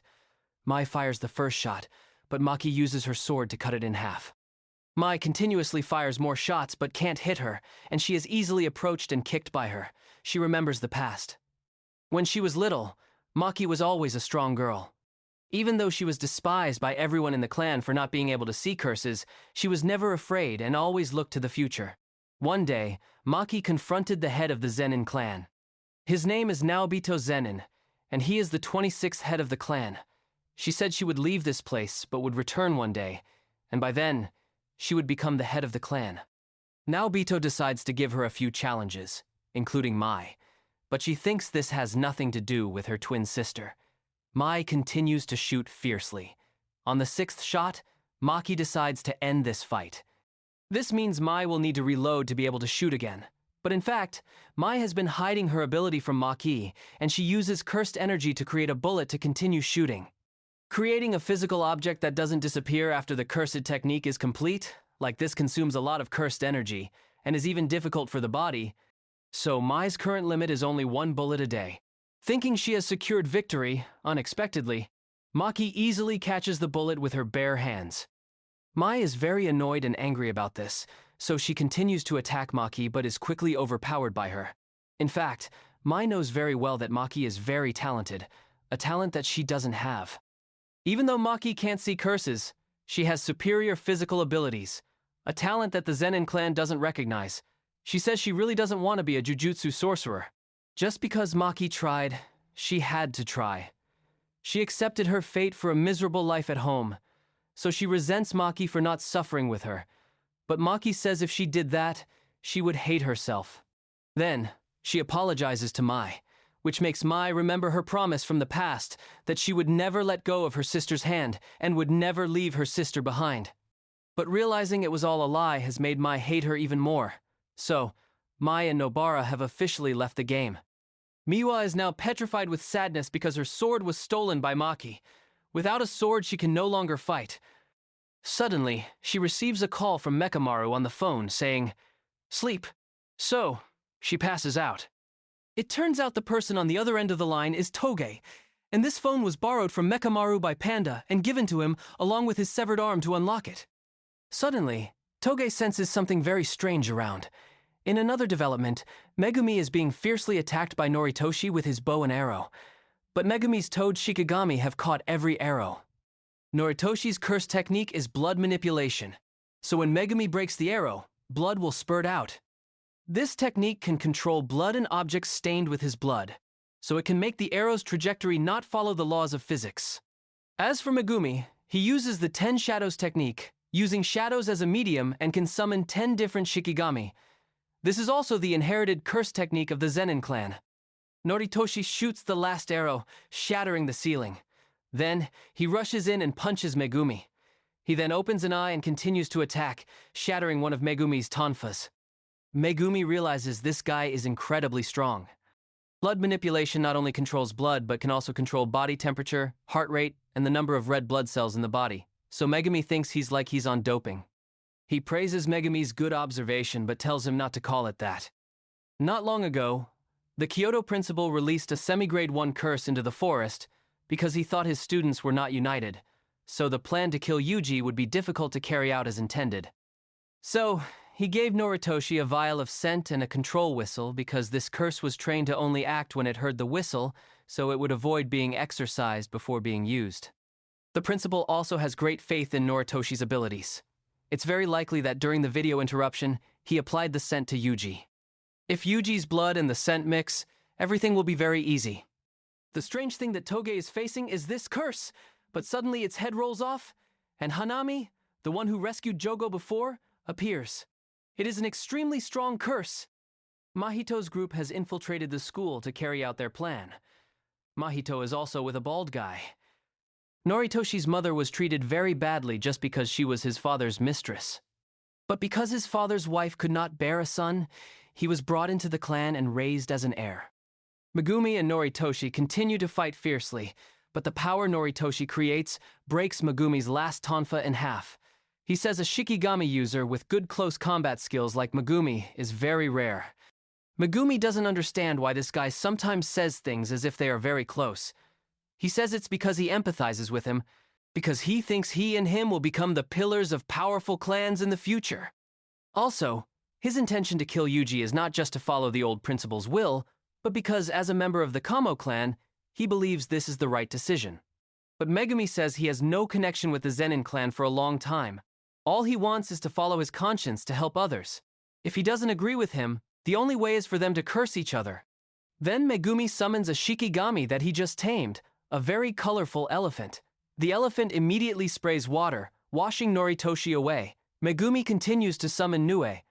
Nue attacks, but Noritoshi uses blood to control Nue. While fighting fiercely, a bunch of giant trees suddenly appear. Toge signals for the two to run quickly or they will die.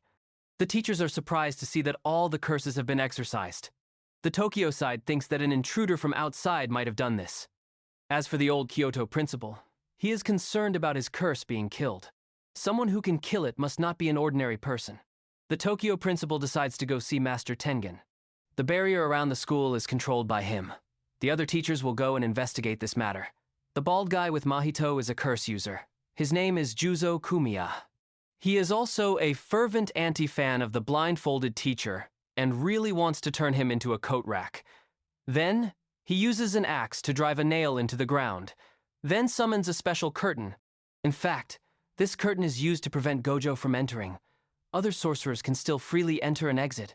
Gojo thinks that someone who can create such a curtain must be very formidable and know a lot about Jujutsu High. So, the old Kyoto principal and Utahime go inside, and here, they encounter the bald guy. The old principal feels the evil aura of the curtain is very overwhelming, so he thinks the true master of the curtain is not him, but he is not someone who can be easily dealt with. Seeing this bald guy looks arrogant, the old principal decides to go all out with him. As for Utahime, she will go and ensure the safety of the students. On Megumi's side, the three are facing Hanami. According to Gojo's drawing, Megumi thinks this might be the special grade curse that fought the teacher. Megumi tries to call and inform the teacher but is suddenly attacked by it. So, the three of them coordinate to fight it with extremely cool moves, but it doesn't cause Hanami any trouble. Megumi takes out a sword and slashes it, and he realizes this guy is incredibly tough. Noritoshi is busy wondering where Megumi got that sword. Then, suddenly, they hear Hanami's voice, a strange language, but they can understand it clearly. It says it only wants to protect the earth. The forests, oceans, and sky are crying because they can no longer coexist with humans. Although they know there are some good people, that kindness is too little. Therefore, the earth needs time to recover. So, humans should all die and become sages. The curse chases and attacks them. Toge uses curse speech to stop its attack. Noritoshi also uses his ability to injure it. This makes Megumi very surprised because he thinks Noritoshi was not serious in the fight with him earlier. Then, they continue to run. Noritoshi puts a lot of faith in curse speech because it's the only ability now that can deal with the curse. However, curse speech is also gradually weakening, so he hopes to at least meet Todo or even Miwa. Megumi thinks cursed speech might be able to stop the curse when he attacks, so he immediately summons Nue to fight. But Nue is pierced through by the curse because Toge has now almost reached his limit. As for Noritoshi, he is hit by the curse with a blow that sends him flying. Megumi feels this one is really strong because Toge hasn't even used superior words yet, and his throat can't take it anymore. However, Toge still tries to get closer to the curse. He uses his last strength and blows it away. That has exceeded his limit, so he passes out. Maki appears and uses Miwa's sword to slash the curse, but it doesn't faze it at all. Megumi also uses a sword and slashes the curse, and he realizes its weak point is the tree on its eye. Megumi takes out a playful cloud from his shadow medium and gives it to Maki. Curse tools are also graded like Jujutsu Sorcerers, and Playful Cloud is a special grade curse tool, extremely powerful and has a very high selling price. Maki immediately uses Playful Cloud and hits the curse, sending it flying far away. Except for Shikigami from extended techniques, like the Toad, which is a combination of two other Shikigami, Nue and another Toad, the original 10 Shikigami of the 10 Shadows technique will not appear again if they are destroyed. But after that Shikigami is destroyed, its cursed technique and power will be inherited by another Shikigami, and that is this dog. The dog rushes to attack the curse with sharp claws, injuring one of its arms. Maki also rushes in and uses Megumi's sword to slash the curse. Taking that opportunity, Megumi also rushes in and hits the curse with Playful Cloud. Then, the two cousins exchange weapons, coordinate, and finish off the curse with a final blow. It seems like it's dead, but no. A sprout appears on Megumi's body, and Maki is also suddenly attacked by the curse, injuring her. The sprout on Megumi's body is very dangerous. If he uses his curse technique, it will dig deeper into his body. Maki still refuses to give up and continues to attack it, so she is captured by it. Megumi intends to risk his life and use his last strength to save her, but Yuji and Todo appear from the sky like two gods. The two gods tell Megumi and everyone to leave this place, while they will stay and fight the curse to the death. Megumi thinks this curse is unimaginably strong, but seeing Yuji's determined face, he decides to trust his teammate. He also warns that if Yuji dies again, he will kill Yuji. So, Panda takes Maki and Megumi away. Meanwhile, Momo has also rescued Toge and Noritoshi. Todo decides to let Yuji fight alone until he can use Black Flash. He's willing to watch him die if he still can't do it. After asking Hanami and finding out it's a comrade of Mahito, Yuji gets very angry and flies in to fight it head-on. He tries to use Black Flash but fails completely. So, Todo slaps him, saying that anger is indeed the source of cursed energy, but it has two sides, and the recent anger was too excessive and needs to be controlled. After being enlightened by his best friend, Yuji regains his composure and high concentration. He flies in to fight Hanami, and finally, he successfully uses Black Flash, injuring the curse, so it has to acknowledge his strength. Although it can easily recover its body, its cursed energy has also been consumed a lot. Black Flash is a distortion in space when cursed energy is applied within a millionth of a second from the moment the blow is struck. The power of the blow is about 2.5 times stronger than a normal attack. For sorcerers who have used and have not used Black Flash, there is a huge difference in cursed energy, and Yuji has just experienced that. So, from now on, Todo will fight alongside his best friend. The curse sees that these two are not ordinary, so it also decides to fight seriously. It tears off the cloth covering its left arm and summons a bunch of giant tree roots, making Todo and Yuji struggle to fight. Todo thinks that the curse's attack range has increased, but in return, its speed and strength will decrease, so the two intend to fly in and beat it up. But the tree roots suddenly disappear, causing the two to fall freely and creating a favorable condition for the curse to attack. But the two quickly kick each other's legs to dodge the attack. Suddenly, Hanami feels a strange sensation, a very excited feeling. Mahito once advised it that although it knows the purpose it's fighting for, it should enjoy the fun of the battle. And Mahito knows that Hanami is actually much stronger. So, the three of them then continue to fight fiercely on the ground. Hanami has now felt the thrill of a battle and is enjoying it. As for Todo, he decides it's the right time to use his curse technique. When he was in 3rd grade, Todo beat up a high school student for looking down on him, but he felt that beating up a boring guy was no fun at all. Indeed, this life is too boring. Suddenly, a woman appears and praises him for fighting well, and even asks about his type of woman, and that's when he starts to feel that life is less boring. Before using his curse technique, Todo advises Yuji not to stop and to trust him. Then, he analyzes all possible situations from all the moves the curse has ever used, as well as the curse techniques it is about to use, with his brain having an IQ of 530,000. Finally, he makes an assertion, which is that he will win this battle completely, because beside him now is also his best friend of 10 years. So, he flies in to attack the curse as if for real. After a few steps, he is caught by the curse's leg, and it throws him into the waiting thorns. The curse thought it had finished off one guy, but unexpectedly, the one who got hit by the thorns was itself, and the one who got punched by Yuji was Todo. And Todo's curse technique is to swap positions with each other. This is his innate curse technique called Boogie Woogie. He has used it once before with Yuji and Noritoshi, but he didn't let Yuji reveal that he can swap other people. With this continuously powerful swapping technique, Yuji and Todo combine to beat the curse relentlessly, making the curse unable to react in time.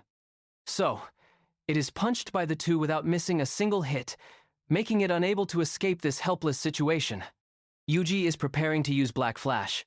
Then he remembers Nanami's words. There is a record of using Black Flash 4 times in a row. He thinks that when a Jujutsu sorcerer has used Black Flash, they will enter a state like the zone of athletes. He also humbly emphasizes that his 4 consecutive Black Flashes were just luck. Then, Yuji uses Black Flash 3 times in a row, making the curse turn pale. Next, Todo also prepares to use his swapping technique, but the curse has made a big mistake. Todo was just pretending to trick it. So, Yuji performs Black Flash for the 4th time. The three continue to fight fiercely, using their cursed techniques and skills very dramatically. Thanks to Yuji's 4 Black Flashes, the curse is now much weaker. It feels that this is the first time it has been beaten so badly. However, the joy of enjoying this battle with it is still there. So, it summons a strange and unique tree. Then, the seeds of the tree attack both of them. This is also the seed that was planted on Megumi, but Todo has swapped Hanami's position with Yuji, and it only took Todo 0.001 seconds to understand these seeds. Then, he easily blocks those seeds because Todo has realized that what attracts those seeds is cursed energy. That's why the seed grew so large on Megumi's body, and Todo has withdrawn his cursed energy at the last moment before the seed reached him. The reason the curse is in such a bad state now is that it did not understand or doubt Todo's curse technique. In fact, he can swap within a fairly large range, and can also swap with cursed corpses and everything else. Or rather, he can swap with things that have a certain amount of cursed energy. Before, Megumi had revealed to Todo the location of Playful Cloud and the curse's weak point. So, Todo swapped Yuji's position with Playful Cloud. Then Todo channeled cursed energy into Playful Cloud and hit Hanami's weak point. But Hanami is very tricky. It uses its left arm to absorb the life force of the surrounding plants. Then it converts that life force into cursed energy on the bud on its arm. It is preparing to unleash a final destructive blow with that bud. It also intends to deploy a domain. But suddenly the curtain disappears, and in the sky, the unblindfolded teacher appears. Not long before, the bald guy Juzo faced the old principal's curse technique. He thinks the old man's cursed technique is to amplify the sound of the guitar, turn it into cursed energy, and shoot it out, and the old man is just a loudspeaker for that guitar. As for Yudahime, she is facing a blonde guy. This guy's name is Haruta Shigemo, and he talks a lot of nonsense. Then, Nobara and Mai appear at the same time. The two are about to team up to beat up the blonde guy when the curtain disappears, and the blonde guy suddenly runs away. Back to the unblindfolded teacher. He feels that Yuji has improved a lot and realizes it's thanks to Todo's help. So, he decides to resolve things step by step. He suddenly appears at the bald guy's place and gives him a good beating. He also tells the old man to watch him because he will need to ask him many things. The teacher notices that the blonde guy has run away. Now only Hanami is left. This one is also a master of escaping, so the teacher decides to use his superior skill and attack it right here. Curse technique reversal, blue. Cursed technique reversal, red. Hollow technique, purple. That last move has devastated the entire forest. Todo wonders if Hanami is dead or not, because before, it managed to create a protective shield. Although the situation has improved, the blindfolded teacher still feels that things are not that simple. Meanwhile, Mahito has stolen Sukuna's finger and something he is carrying on his back. The blonde guy is wandering and mumbling underground when he meets Hanami, who is covered in injuries. So, he intends to send it to its grave to rest in peace. But Mahito appears and stops him, telling him not to do anything unnecessary or he will kill him. Then, Mahito also shows off his newly acquired loot, which are 6 of Sukuna's fingers and a special grade cursed object called the Cursed Womb, Death Painting, from 1 to 3. Mahito says most of the shrines at Jujutsu High are just for camouflage, relying on Tengen's barrier, so the layout changes every day. Among them are over 1,000 different gates, but only one gate leads to the cursed object storage, and only Tengen knows which gate of that day leads to the storage. Geto once said Tengen is immortal, but not ageless. Except for controlling the barrier, he hardly interferes in anything, so no need to worry about him. And the reason Mahito can know the right door to take is that Geto has attached a talisman created from Mahito's cursed energy to the finger at Junpei's mother's place. So, Geto deliberately let that finger be collected by Jujutsu High, and the talisman cannot be temporarily removed because it is under a layer of seal. Therefore, Mahito can easily follow it to get there. As for the reason for not sealing the blindfolded teacher in the curtain, it's because Geto doesn't want the teacher to notice Mahito, and he also wants to test the strength of the curtain with the teacher, so trapping the students will make the plan easier to carry out. Also, Geto senses that among the students, there is someone that Sukuna cares about very much, so he reminds him that if anything happens to the person Sukuna cares about, the plan will surely fall apart. Geto also sends a few curse users along, but Geto says the bald guy Juzo can be killed because he's the type of person who doesn't follow the plan, so it's hard to work with him in the future. The 3 first years are now eating pizza deliciously. Nobara wonders about Yuji's closeness with Todo, but Yuji himself doesn't remember the reason very well. Megumi thinks Yuji has become much stronger, so he will also become stronger and will not lose to Yuji. After saying that, the 3 realize that Todo has been sitting there for a long time and has heard everything, which scares Yuji so much that he runs away, even running up to the roof. At Jujutsu High, the supervisor reports on the damage from the recent incident. Many Jujutsu sorcerers were killed, and 2 treasures were lost. According to what was gathered, this is definitely the work of the cursed spirit that fought Nanami. As for the bald guy, he only talks nonsense and doesn't reveal anything important. He says he only followed orders, but doesn't know the name of the white-haired monk boy, nor does he know the boy's gender. The Tokyo principal thinks this matter should not be reported to the higher-ups yet because he doesn't want the Jujutsu world to know that a special-grade cursed object has been stolen. Also, he thinks this exchange event should be cancelled, but Gojo says we can't decide that. Then, he goes to ask the students for their opinion. He also doesn't forget to state the current situation. Todo immediately says he still wants to continue the exchange event and gives a bunch of very convincing reasons, like crying is for the relatives of the deceased, so we don't need to worry, and because someone has died, we need to be stronger, blah blah blah, all sorts of things that make the students feel convinced, so they all agree to continue the exchange event. But when they hear the blindfolded teacher say that this year there is no individual competition, only a team competition, It makes all the students question it because, according to tradition, the exchange event will take place over 2 days. The first day is the team competition, and the second day is the individual competition. So, Yuji represents them to draw the competition format, and on the paper, it says baseball, which throws all the students and the 2 principals into chaos. As for the blindfolded teacher, he quietly leaves as if it has nothing to do with him. But in reality, all of this was orchestrated by him, including the team competition instead of the individual competition. At the baseball game, the match is going on very excitingly and interestingly, but when the Kyoto team takes out a pitching machine, it makes Nobara so angry that she's about to cause a scene.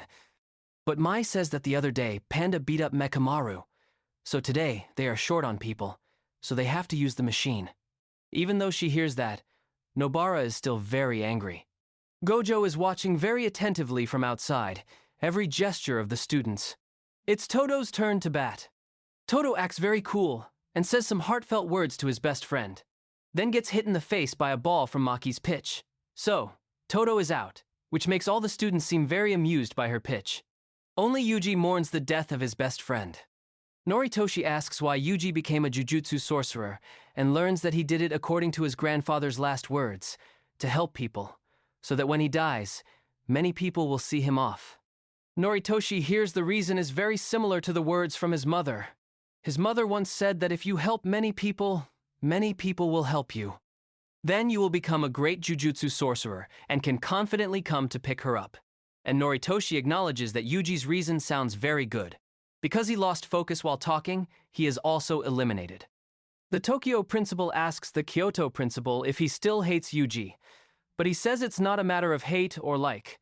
According to the law, Yuji must be executed, but because of the blindfolded man's selfishness, Yuji is still alive.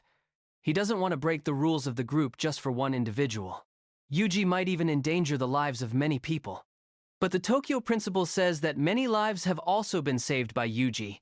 He doesn't know if the decision about Yuji is right or wrong, but for now, they will just monitor him. As for whether they will regret it or not, they will leave it for later. With Yuji's hit, the game is over, and the victory belongs to the Tokyo team with a final score of 2-0. A guy is complaining to the building manager about the automatic door opening and not closing, then a cursed spirit appears from behind him. The supervisor reports on these 3 mysterious deaths. All of them died in the same way, killed right at the entrance of the door, and all complained to the manager about the automatic door opening and not closing. However, the location and time of death of the 3 are not the same, so they are not sure if it was caused by the same cursed spirit. But what's special is that all 3 of them used to attend the same middle school, so the group will go to their middle school to investigate. This supervisor's name is Nita Akari. The group has arrived at the school. Nobara sees 2 students. She thinks they are bad students and suggests beating them up to teach them a lesson. They hear that and get very angry, but suddenly their faces turn pale and they become very well behaved, which makes Nobara and Yuji think it's because they are cool. But no, it turns out it's because of Megumi, and Megumi used to go to this school and is the senior of these 2 delinquents. Before, Megumi was very arrogant. Whoever he met, he would beat them up. Half of the delinquents here have been beaten up by Megumi. Because of his notorious reputation, even the teacher recognized him as soon as he saw him. The teacher says the dead students studied here 20 years ago. Although not as rowdy as Megumi, he still remembers them very well. Their group consisted of 4 people. One of them also recently passed away, and died in the same way as the other 3. These 4 used to go to the Yasuhachi Bridge at midnight to bungee jump. That bridge is a famous spiritual spot in this area and is called a suicide sanctuary. One day, while playing there, they didn't come home, and the next day, people found them unconscious at the foot of the bridge. But when asked, they couldn't remember anything. Meanwhile, Mahito's group is experimenting with a host for the new Cursed Womb, death painting they just stole. Mahito has captured a man and made him swallow the cursed object, and a cursed spirit has formed. As for Yuji's side, they have arrived at the bridge to investigate the incident. But after investigating until they are yawning, they still can't find any clues. So, the group stops in front of a supermarket to discuss their plan. Suddenly, Megumi's junior brings his old classmate to find him. The girl says she has also been to that bridge to play and also has problems with the automatic door opening. That has been going on for a week now. So when she heard Megumi was investigating this case, she felt very worried. Megumi feels that the other 4 victims took about 2 weeks for the incident to happen, so there is still time to save her. However, the group doesn't let her know that her case is related to this, so they advise her to rest assured. She also reveals that she went to the bridge with a few other people, including Megumi's sister. After the girl leaves, Megumi's face darkens, but he refuses to say a word about his sister to his 2 friends. He calls and asks the supervisor to protect his sister. The supervisor says there are only 2 grade 2 sorcerers left now. He doesn't know what level this threat is at, so he tells Megumi to also be careful and retreat if he encounters danger. But to protect his sister, he doesn't want to wait long. He needs to exorcise this cursed spirit immediately. He tells his 2 friends to go home. He says he will go say goodbye to a few acquaintances and will be back later. So, he quietly goes to investigate under the bridge alone at night because he doesn't want his 2 friends to get into danger. But his 2 friends have quietly followed him because they are too worried, so he doesn't realize he's being followed. Yuji says that he doesn't need to tell them everything, but at least he should trust his teammates because we are friends. Hearing those words, he has to reveal everything to the 2 of them. He says his sister is in a coma, so she can't talk. Therefore, he can't know when his sister will be killed, so he really wants to exorcise that curse right now. So, the 3 of them are determined to find out the truth together. When they cross the river, they enter the barrier and have found some cursed spirits, but then another one appears, and this one looks very scary. The group realizes that this one is not related to the case, so Yuji volunteers to fight this one, and the other 2 will take care of the others. So, Yuji fights the curse. He throws 1,000,000 kicks and 1,000,000 punches at it. It's not to be trifled with either, spitting out a lot of blood, but its blood is very strange. It can corrode and melt anything it touches, but luckily, he wasn't hit by it. As for Nobara and Megumi, they are still busy dealing with the remaining curses, but there are too many of them. They keep slashing but can't finish them off. Suddenly, Nobara is pulled into a hole in the wall by someone. The curse that Yuji was fighting also suddenly runs into it. Megumi tells Yuji to follow it to save Nobara, and he can handle things here alone. So, Megumi continues to slash each curse one by one, and his Shikigami also finishes off the last curse. Megumi breathes a sigh of relief, thinking it's over. But no, the final boss appears this time, and this one has a very similar shape to the one at the juvenile detention center before. Megumi starts to wonder why the curse has only recently started killing the marked people. Then he suddenly realizes the first case started in June, and that was when Sukuna appeared. After being absorbed by the cursed spirit, Sukuna's finger was suppressed until this past June. When Sukuna got a vessel in Yuji, the finger inside the cursed spirit began to release its cursed energy. In Nobara's side of the story, she runs into a guy who looks very perverted, which makes her so disgusted that she gets goosebumps. The pervert says his purpose in coming here is not to kill Jujutsu sorcerers, so if Nobara leaves, he will spare her. He even thinks her purpose in coming here is the same as his, and his purpose is to retrieve Sukuna's finger. The curse that Megumi is facing, although similar to the one at the juvenile detention center, is much stronger. It shoots and breaks his sword. It also flies in and punches him. In his unconscious state, he remembers training with the blindfolded teacher. The teacher was very surprised that he wanted to train with him. He thought this was because he saw Yuji's remarkable progress. He thinks that his potential or strength is not inferior to Yuji's. It's just that he doesn't know how to show it all. He has observed the students very carefully in the baseball game and noticed that he used a block to accept his own elimination so that Nobara could run to the next base. But if it were Yuji or him, they would definitely risk it and try to hit a home run. He says that cooperating with teammates is good, but when you die, you will be alone. So, using your life to trade for victory and risking your life to win are 2 completely different things. He advises him to do his best and be more ambitious. When he wakes up, he sees the curse still standing arrogantly in front of him. So, he decides to awaken all the potential of the darkness, imagining himself in a perfect environment in the future and going all out with it. Then, he deploys his domain, called Chimera Shadow Garden. In fact, this is still an incomplete domain, but he can still beat the curse to a pulp. His Shikigami also make it stagger in confusion. But it's not to be trifled with either, and counters with extremely superior skills.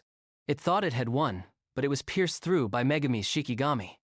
So, it dies, and the barrier is dispelled. Through the finger, Sukuna senses his performance and is very amused. But Megumi is almost exhausted, so he lies flat on his back. A long time ago, Megumi used to beat up bad students. He hates evil people for their thoughts and actions, but he also doesn't like the thoughts of good people because they see forgiving evil people as a noble act. This disgusts him, and his sister is a typical example of a good person like that. Moreover, when he was in first grade, his father and his sister's mother got together, and then they both disappeared together. The blindfolded teacher, Gojo, thinks that Megumi's father came from the Zenin clan but later left the clan and used him as a commodity to deal with them. He knows that thanks to the teacher, his case with the clan was resolved, but he is very angry with the teacher's annoying face. Just looking at it makes him want to punch him. His sister was cursed at the end of his second year of middle school, and she has been in a coma ever since. A curse that he cannot explain. The only thing he knows is that he knows nothing. He used to think his sister was an annoying and hypocritical person because she always said good things that he didn't want to hear. But in the end, he realized his thoughts were wrong, and what he wants most right now is for his sister to wake up. The pervert realizes that Sukuna's finger has left the barrier, which means the curse has been defeated. Then, he runs with a very perverted gait, which makes Nobara very annoyed. He says he is very ashamed of his back, so whoever sees his back, he will kill. Then, Yuji and the curse he was chasing appear from behind the pervert. This makes the pervert very angry. Taking the opportunity while he's angry, Nobara hits him with a hammer. So, he gets extremely angry and uses his innate curse technique called Rot Technique. Then, he reaches the pinnacle of an innate cursed technique called an Extreme Technique. It's the Wing King. His curse technique attacks both of them relentlessly, making them run for their lives. But because Nobara's speed is too slow, and she even falls flat on her face, Yuji has to carry her and run like a god, which makes her and the pervert very surprised by this superior speed. Yuji runs quite far, so he thinks he has escaped the pervert, but no, the blue curse appears and spits blood fiercely. Because he shielded Nobara, Yuji took the full brunt, but Nobara still didn't escape. The pervert has caught up and attacked her left arm. Then, he uses the decay skill from the extended technique of Rot Technique. This causes many tattoos to appear on Yuji and Nobara's bodies. If they are hit by the blood of one of them, as soon as one activates the technique, the corrosion process will begin. In just 10 to 15 minutes, they will be killed by this technique. In the early Meiji era, a girl became pregnant with a cursed spirit. Because the pregnancy was unclear, she was disowned by her family. With the body of her child in her hands, she fled to a temple run by Jujutsu sorcerers. However, Noritoshi Kamo, the most evil sorcerer in history, a disgrace to the 3 great clans, imprisoned her to satisfy his curiosity about the children born of humans and cursed spirits. This girl became pregnant 9 times and had 9 abortions, but all records surrounding this incident, and even the girl herself, were destroyed. The cursed womb, death painting, from numbers 1 to 3, are classified as special grade. They are these 3 cursed brothers. The pervert is named Eso. The youngest brother is the blue curse, named Kichizu. The other is the eldest brother, who is also the most dangerous, and his name is Choso. The 3 of them rely on each other to live and see each other as a single entity. It is because of this concept that they have been able to exist for 150 years. Seeing that the cursed spirit's plan seems to be beneficial in the future, the 3 of them decide to side with the cursed spirits. Because they are related to the ancestors of the Kamo clan, they can use techniques related to blood. But Nobara thinks that their cursed technique, when facing her, is just like a bald man meeting a mosquito. So, she hammers a nail into her hand and uses the straw doll technique, resonance. Thinking that if they don't want to be in pain, they must quickly dispel this tattoo technique. This makes the 2 curses break out in a cold sweat, because if they don't dispel the technique, they will be in big trouble. And Yuji is very cool. Even though he was poisoned by Kechizu earlier, he can still move, and he beats Kechizu up. Because he is Sukuna's vessel, and Sukuna is the king of curses, with extremely powerful poison, Yuji can resist all kinds of poison. Seeing his younger brother being beaten like that, the pervert Eso can't hold back anymore. Taking advantage of the muddy water, Nobara hammers a few more nails to resonate more. Then, Nobara turns to attack Kechizu. while Yuji switches to confronting the pervert, trying to force him to dispel the technique. Although the pervert is very hesitant and wonders if he should dispel it or not, because deep down he is afraid his younger brother will be killed, he unconsciously dispels the technique. Next, Nobara and Yuji combine their black flash techniques, which are also activated at the same time, seriously injuring the two curses. Eso loses an arm, even though he had strengthened his arm with cursed energy to block the blow before. Kichizu is lying on the ground. His teeth are all chipped, but he still refuses to give up and gets up to attack Nobara. So, Nobara flicks her finger and he dies instantly. This is called hairpin, a technique that will make the cursed energy in the nail exceed its limit, then detonate with a terrifying force. Seeing his younger brother lying motionless makes Eso unable to bear it and sheds tears. Suddenly, a car passes by. Taking that opportunity, Eso jumps onto the car and runs away. Seeing that, Yuji immediately chases after him. He immediately takes a person in the car hostage to prevent Yuji from chasing. Nobara is very calm and uses resonance on Eso's lost arm from earlier, hitting it once, causing his blood to splash everywhere. Taking the opportunity while he's splashing everywhere, Yuji delivers a decisive punch to his stomach. So, he dies. Choso is gambling with Mahito's group when he feels that his two younger brothers have died, so his face looks very angry. On the way to Megumi's place, the two also express their views on the people they have killed. Yuji is very concerned about Eso. He shed tears when he witnessed his brother being killed right in front of him. Perhaps he can't forget this. When they arrive, they both break out in a cold sweat when they see Megumi is dead. But because of the noise of the two, Megumi comes back to life.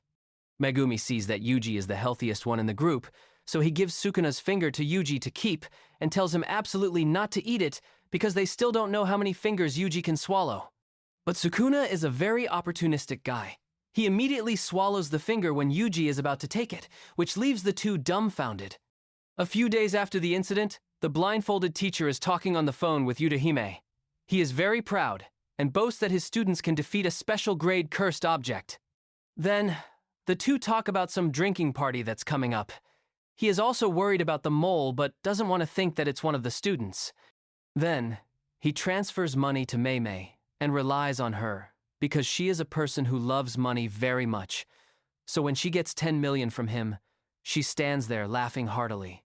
Megumi warns Nobara not to tell Yuji about the incident where Yuji swallowed the finger and activated the curse at the bridge, even though Yuji swallowed it to save Megumi. But Yuji will probably not accept this explanation.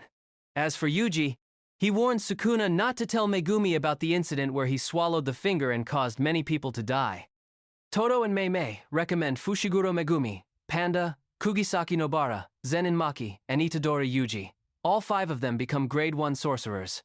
If any of you are wondering why Toge wasn't recommended, it's because he has already been recommended and is currently at semi-grade 1. So, this is the end of Season 1, Jujutsu Kaisen. I'm currently doing a summary for Season 2 and the movie 0 of this anime. If you like this anime and want to watch the following video, don't forget to press like and subscribe. Thank you and see you.